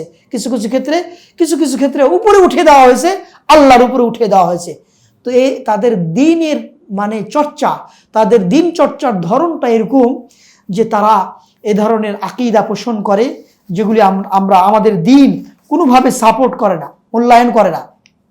একটা উদ্ধৃতি আমি বলি, 92 পৃষ্ঠা এসেছে যে হুজুরের মানে রাসূল সাল্লামের দরবার ছাড়া কোনো আদেশ কায়েম হয় না। এটা হলো অতিরঞ্জিত, এটা অতিরঞ্জিতের পাঠ। হুজুরের নিয়ন্ত্রণ ব্যতীত কেউ কল্যাণ প্রাপ্ত হয় না। নাউজুবিল্লাহ বলবেন না? এটা কার কথা? আহমদ রেজা বেরলভী বলছি। আমরা আরেক গ্রুপের ক্ষেত্রে ঢুকেছি। আমরা বলছিলাম মুসলিম উম্মাহ, তারাও তো মুসলিম উম্মাহ দাবিদার না? তো তাদের একটা উক্তি, এটা কোন বই এসেছে? আল আমান ওয়াল আলা বইয়ের 105 পৃষ্ঠা। আল আমান ওয়াল আলা বইয়ের 105 পৃষ্ঠা বই, ওনার লিখিত বই, সে বইয়ের মধ্যে এসেছে। আর ইহসান ইলাহি যাহির রাহমাহুল্লাহ তিনি তার কিতাবের মধ্যে ইনি কথাটা উল্লেখ করেছেন যে তারা, তাহলে এটা নবী সাল্লাল্লাহু আলাইহি ওয়াসাল্লাম সম্পর্কে কি করেছে? অতিরঞ্জিত, সেটাও বাড়াবাড়ি। কমিয়ে দেওয়াও বাড়াবাড়ি, আবার বেশি কথা উল্লেখ করাও বাড়াবাড়ি, যেটা আল্লাহর শান। হুজুর অর্থাৎ নবী সাল্লাল্লাহু আলাইহি ওয়াসাল্লামের দরবার ছাড়া কোনো আদেশ প্রতিষ্ঠিত হয় না, এটা বাড়াবাড়ি না? আদেশ আল্লাহর পক্ষ থেকে আসে, তাই না? এবং হুজুরের নিয়ন্ত্রণ ব্যতীত, মানে নবী সাল্লাল্লাহু আলাইহি ওয়াসাল্লামের নিয়ন্ত্রণ ব্যতীত কোনো কল্যাণ দুনিয়াতে সাধিত হয় না, নাউজুবিল্লাহ। তো এই ধরনের কথা তারা উল্লেখ করে থাকে। তো যাই হোক, আমরা আজকে যে আলোচনা স্পষ্ট করতে চাইলাম যে আমাদের কাছে যে দিন নবী সাল্লাল্লাহু আলাইহি ওয়াসাল্লামের মাধ্যমে এসেছে, যে দিন আমরা বিশ্বাস করি, সেটি হলো নবী সাল্লাল্লাহু আলাইহি ওয়াসাল্লামের উপরে যে কোরআন নাজিল করা হয়েছে 1400 বছর পূর্বে আবু বকর, উমর, উসমান, আলী রাদিয়াল্লাহু তাআলা আনহু তারা নিজেরা নবী সাল্লাল্লাহু আলাইহি ওয়াসাল্লামের সাথে থেকে তারা সেই দিনকে চর্চা করেছেন। সেই দিনকে আমরা এখনও মানি, সেই দিনকে কি করি? এখনও মানি। সুতরাং এই দিনের এগনিস্টে যারা অবস্থান নেয়, নিঃসন্দেহে তাদেরকে আমরা কি করি? প্রত্যাখ্যান করি। দেখেন, গোলাম আহমদ কাদিয়ানী কয়েকটি উক্তি বলে আমি শেষ করবো, যাতে করে আপনারা স্পষ্ট থাকেন। এটি আমার এমফিল থিসিস থেকে নেওয়া, যে উক্তিগুলো বলছি। মদিনা মুনাওয়ারায় এমফিল থিসিস করা হয়েছিল বাংলাদেশে ইসলামী দাওয়া প্রতিবন্ধকত প্রতিকার, আদ-দাওয়া ইসলামিয়া ফি বাংলাদেশ, আরবি ভাষায় আদ-দাওয়া ইসলামিয়া ফি বাংলাদেশ, মুআউকাতুহা ওয়া সুবুল ইলাজিহা, বাংলাদেশ ইসলামী দাওয়া প্রতিবন্ধকত প্রতিকার নামে সে বই আমি উল্লেখ করেছি। খোমাইনির একটি উক্তি উল্লেখ করেছি। না, তার আগে আমি কাদিয়ানির বলি। বশির উদ্দিন মাহমুদ, তিনি গোলাম আহমদ কাদিয়ানির ছেলে। তার বাবার থেকে তিনি বর্ণনা করছেন, খেয়াল করেন, বাবার থেকে বর্ণনা করছেন বশির উদ্দিন মাহমুদ। সেটা লেখা হয়েছে হাকিকাতুন নবুওয়া, গোলাম আহমদ কাদিয়ানির ছেলে বই লিখছে। হাকিকাতুন নবুওয়া বইয়ের 257 পৃষ্ঠা থেকে নেওয়া। এবং আবুল হাসান নদভী, ভারতের প্রখ্যাত আলেম, দেওবন্দিয়া ঘরানার, তিনি তার কাদিয়ানী ওয়াল কাদিয়ানিয়া দিরাসা ওয়া তাহলিল বইয়ের 80 পৃষ্ঠায় উল্লেখ করেছেন এই কথাটা। তো সেই গোলাম আহমদ কাদিয়ানী যে মেন কাদিয়ানী, তার ছেলে বলছেন, ইন্না গোলাম আহমদ আফদাল মিন বাদি উলুল আজমি মিনার রাসূল। নাউজুবিল্লাহ। উলুল আজম মিনার রাসূল কয়জনকে বলা হয়? 5 জনকে। কে? নূহ আলাইহিস সালাম, ইব্রাহিম আলাইহিস সালাম, মুসা আলাইহিস সালাম, ঈসা আলাইহিস সালাম, মুহাম্মদ সাল্লাল্লাহু আলাইহি ওয়াসাল্লাম। এই 5 জনের অনেকের চেয়ে গোলাম আহমদের মূল্যায়ন আল্লাহর কাছে বেশি। নাউজুবিল্লাহ। এটি আমার নিজের কথা বললাম নাকি তাদের বই থেকে বললাম? হাকিকাতুন নবুওয়া বই, নবুয়ার হাকিকত, প্রকৃত কি, তার গোলাম আহমদ কাদিয়ানির ছেলে লিখছে। তার পিতা এই কথা বলেছে যে গোলাম আহমদ মূলত উলুল আজমের চেয়ে সম্মানী বেশি। নাউজুবিল্লাহ। এটি আমি অনুবাদকৃত বই থেকে নিয়ে এলাম। আবুল হাসান নদভী রহমতুল্লাহ আলাইহি তার বই আল কাদিয়ান ও কাদিয়ানী দিরাসা ওয়া তাহলিল কিতাবের 80 পৃষ্ঠায় এই কথাটা উল্লেখ করেছে। আচ্ছা, এই কথাগুলো এই জন্য জানতে হবে যে আমাদের বিভিন্ন বাংলাদেশে না, সারা পৃথিবীতে স্যাটেলাইট চ্যানেল নামে যেটি প্রসিদ্ধ এবং নাম করা একটি চ্যানেল, এবং উল্লেখযোগ্য জায়গা থেকে, লন্ডন থেকে সর্বপ্রথম ইসলামিক চ্যানেল নামে পরিচিত অর্জন করে তাদের এই কাদিয়ানী সম্প্রদায়ের চ্যানেল। এবং এই কাদিয়ানী ধর্ম, কাদিয়ানী দিন চর্চা এবং প্রচার করছে ওই লন্ডন থেকে। আমি এই জন্যই বলছি, হ্যাঁ, ইসলাম বিরোধীরা, হ্যাঁ, হেডকোয়ার্টার, এবং ওখান থেকেই, এবং সর্বপ্রথম সেখানেই হয়েছে, চিন্তা করেছেন? আচ্ছা, আরেকটা উদ্ধৃতি নেন গোলাম আহমদ কাদিয়ানীর, যাতে করে ক্লিয়ার হবে যারা কোরআন সম্পর্কে যাদের অবমূল্যায়ন রয়েছে, যেহেতু ধর্ম সম্পর্কে আলোচনা। ইন্নাহু কানা আফদাল মিন কাসীরি মিনাল আম্বিয়া, তিনি অধিকাংশ নবীদের চেয়ে ফজিলতপূর্ণ ছিলেন। ওয়া ইয়াজুজু ইয়াকুন আফদাল মিন জামিইল আম্বিয়া, এটাও সম্ভব যে সমস্ত নবীগণের চেয়ে সম্মানী বেশি, এটাও সম্ভব। এ কথা বলেছে গোলাম আহমদ কাদিয়ানী। আচ্ছা, শিয়াদের কয়েকটি উক্তি আর একটু বলি। খোমাইনি, আপনার নাম শুনেছেন? খোমাইনির নাম আসলে আমাদের অনেক ভাইয়েরা ইমাম খোমাইনি বলেন। যাদেরকে আয়াতুল্লাহ, আল্লাহর নিদর্শন বলা হয়, তাদের মধ্যে উনি একজন। হ্যাঁ, দোয়াও হয়েছে। আমাদের কোন একটা গ্রুপ, দল, কোন একটা দলের যিনি প্রধান আমার কাছে বই আছে, একটু খেয়াল করবেন। আমাদের কোন একটা বাংলাদেশি, কোন একটা জামায়াত, কোন একটা গ্রুপের লিডার, প্রধান, তার বইয়ে লিপিবদ্ধ করেছেন, আল্লাহ এই সরকার, এই হুকুমতের যিনি ধারক বাহক, তাকে যেন আল্লাহ হেফাজত করেন, তাকে যেন, তার ক্ষমতাকে যেন আল্লাহ বাড়িয়ে দেন, এই দোয়া করেছেন। কত অজ্ঞ হলে এই দোয়া করতে পারে। আর সেই ব্যক্তি কি বলেছে দেখেন, খোমাইনি কি বলেছে, ও ইন্না মিন দুরুরাতি মাযহাবিনা, আমাদের মাযহাবের আবশ্যকীয় অবস্থান হলো আন্না লিআইম্মাতিনা মাকামান লা ইয়াবলুগুহু লা মালাকুন মুকাররাবুন ওয়ালা নবিউল মুরসাল, যে আমাদের ইমামগণ, মানে 12 জন ইমাম, ওই যে আলী থেকে নিয়ে একবারই ওই যে শেষে যে মাফকুদ হয়ে গেছে, 12তম ইমাম নাকি হারিয়ে গেছে, জন্মের পর আর খোঁজ নাই, মৃত্যু মানে কিয়ামতের আগে নাকি আসবে মাহাদি। আর তাদের মাহাদি ভিন্ন। আমাদের মাহাদি তো ঈসা আলাইহিস সালামের সাথে একসাথে দেশ চালাবেন, নামাজ পড়বেন, মক্কা মদিনা আবাদ করবেন। আর তাদের মাহাদি সর্বপ্রথম কাজ করবে মক্কার কাবা ঘরকে ভেঙে ফেলবে। আসি, চিন্তা করেছেন? আচ্ছা, যাই হোক, তো উনি বলছেন, এই খোমাইনি বলছেন কোন কেতাবের মধ্যে সেটাও বলে দিচ্ছি, যে কেতাবের মধ্যে বলেছেন আল হুকুম আল ইসলামিয়া নামে একটা বই আছে, হুকুমাত ইসলামিয়া এভাবে নাম, বাংলাদেশে অনুবাদ হয়েছে, কোন একটা গ্রুপ করেছে, আল্লাহ হেফাজত করুক আমাদের। আল হুকুম আল ইসলামিয়ার 52 পৃষ্ঠায় এই কথাটা বলেছে। আর যাই হোক, কোন একটা গ্রুপে অনুবাদ করেছে, এবং সেই বইয়ের মধ্যে খোমাইনি বলছে যে আমাদের ইমামদের যে মর্যাদা, সেই মর্যাদায় আল্লাহর নৈকট্যশীল কোনো ফেরেশতাও পর্যন্ত পৌঁছতে পারে নাই। নাউজুবিল্লাহ। লা মালাকুন মুকাররব ওয়ালা নবিয়ুন মুরসাল, আল্লাহর আল্লাহর প্রেরিত কোন রাসূল পর্যন্ত পৌঁছতে পারে নাই। তাদের কয়জন ইমাম? তাদের ইমাম 12 জন ইমাম। সে 12 জন ইমাম, ওই যে একটা সিলসিলা আছে, এখন সময় হাতে নেই, যাদের আলী, তারপর এভাবে হুসাইন, এভাবে গেছে, কিন্তু হাসানের বংশটা বাদ পড়ে গেল। প্রশ্ন, হাসান কি দোষ করলো যে ওর বংশটা বাদ? মানে হুসাইনের পক্ষের সবগুলো লোক আর হাসানের পক্ষের আত্মীয় স্বজন কি হলো, আসলো না কেন? মানে তারা তারা কি ভাগ্য নিয়ে আসে নাই? তো এই হলো বিষয় আর কি। তো যাই হোক, নাউজুবিল্লাহ মিন যালিক, অনেক কথা রয়েছে, কিন্তু আমাদেরকে আল্লাহ তাআলা হেফাজত করুন। আমরা এতটুকু বলতে চাই যে আমরা প্রথম আলোচনার অর্ধেকটাই আমরা প্রতিষ্ঠিত করেছি আমাদের আলোচনায়, যে আমাদের মুসলমানদের উৎস হলো, গুরুত্বপূর্ণ উৎস হলো কোরআন, এবং গুরুত্বপূর্ণ উৎস হলো সুন্নাহ। এগুলি মূল্যায়নের ব্যাপারে আল্লাহ কিভাবে মূল্যায়ন করেছে আয়াতগুলা বলেছি, এবং কিভাবে উদ্ধৃতি এসেছে। সুন্নাহর ব্যাপারে আল্লাহ কি বলেছে, মা ইয়ানতিকু আনিল হাওয়া ইন হুয়া ইল্লা ওয়াহী ইউহা। আরো অনেক হাদিস রয়েছে। তাবির হাসান ইবনে আতিয়ার একটা উক্তি বললাম, এবং রাসূলুল্লাহ সাল্লাল্লাহু আলাইহি ওয়াসাল্লামের বিভিন্ন হাদিস দ্বারা প্রমাণিত কিভাবে আমাদেরকে মূল্যায়ন করতে হবে। এখন যেই জায়গায় থাকি না কেন, যেইখানে থাকি না কেন, আমরা আমাদের অবস্থানকে আমরা ক্লিয়ার করছি।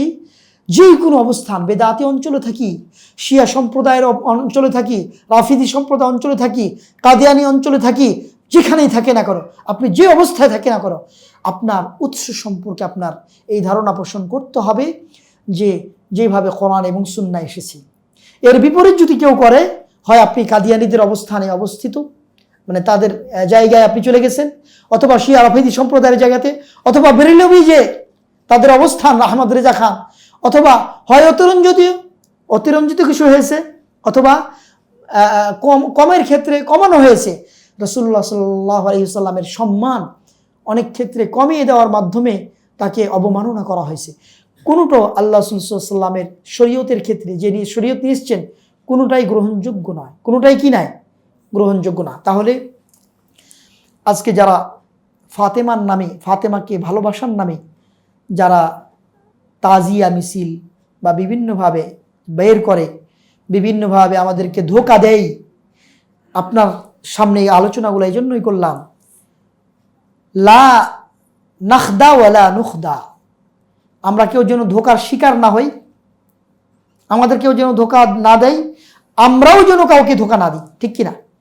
আমাদেরকে যেন ফাতেমার মহাব্বতে কেউ যেন আমাদের ধোঁকা না দিয়ে কাদিয়ানি দিন প্রচার না করতে পারে, অথবা শিয়া রাফিদি সম্প্রদায়ের দিন আহলুল বাইতের মহাব্বতে নবী পরিবারের মহাব্বত এর দোহাই দিয়ে যেন আপনার ঈমান আকীদাকে নষ্ট না করে দেয়।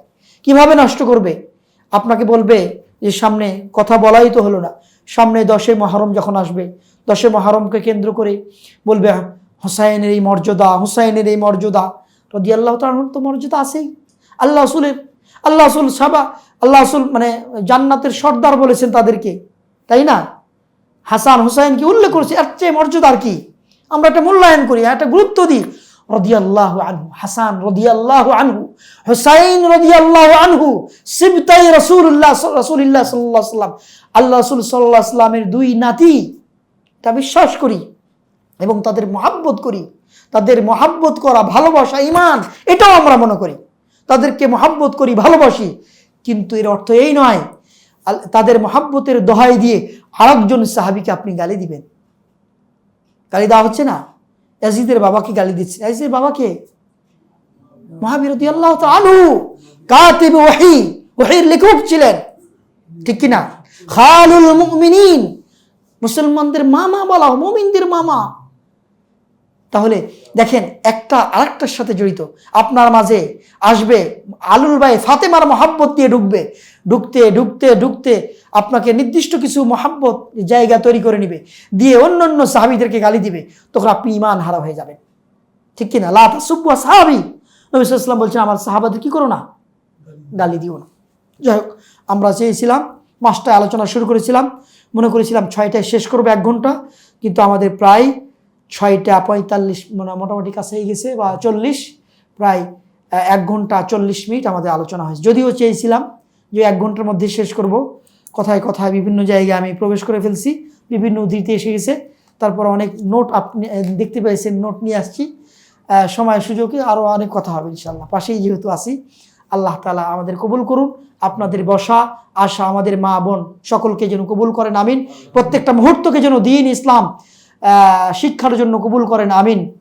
আমাদের প্রতিটি মুহূর্তকে যেন আল্লাহর সান্নিধ্য লাভের উপায় হিসাবে কবুল করেন, আমিন।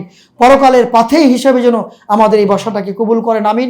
আমাদের যারা অনলাইনে অফলাইনে যারা আছেন, বিশেষ করে অনলাইনে যারা আমাদের কথাগুলো শুনছিলেন, আমাদের এই লাইভ দেখছিলেন, আল্লাহ তাআলা সকলকে যেন তাদের দ্বীন ইলমে তারাক্কি দান করেন, আমিন। আমাদের সাহাবায়ে কেরামের সম্বন্ধে আমাদের উৎস কোরআন কারীম, আমাদের যে প্রধানতম উৎস কোরআন কারীম, আমাদের আরেকটি উৎস সুন্নাহকে যেন আমরা যথাযথ মূল্যায়ন করতে পারি, আমিন। আমাদের মুসলমানদের যারা শত্রু তাদেরকে যেন আমরা চিহ্নিত করতে পারি, তাদের ষড়যন্ত্র থেকে যেন আমরা দূরে থাকতে পারি, আমিন। বারাকাল্লাহু ফিকুম।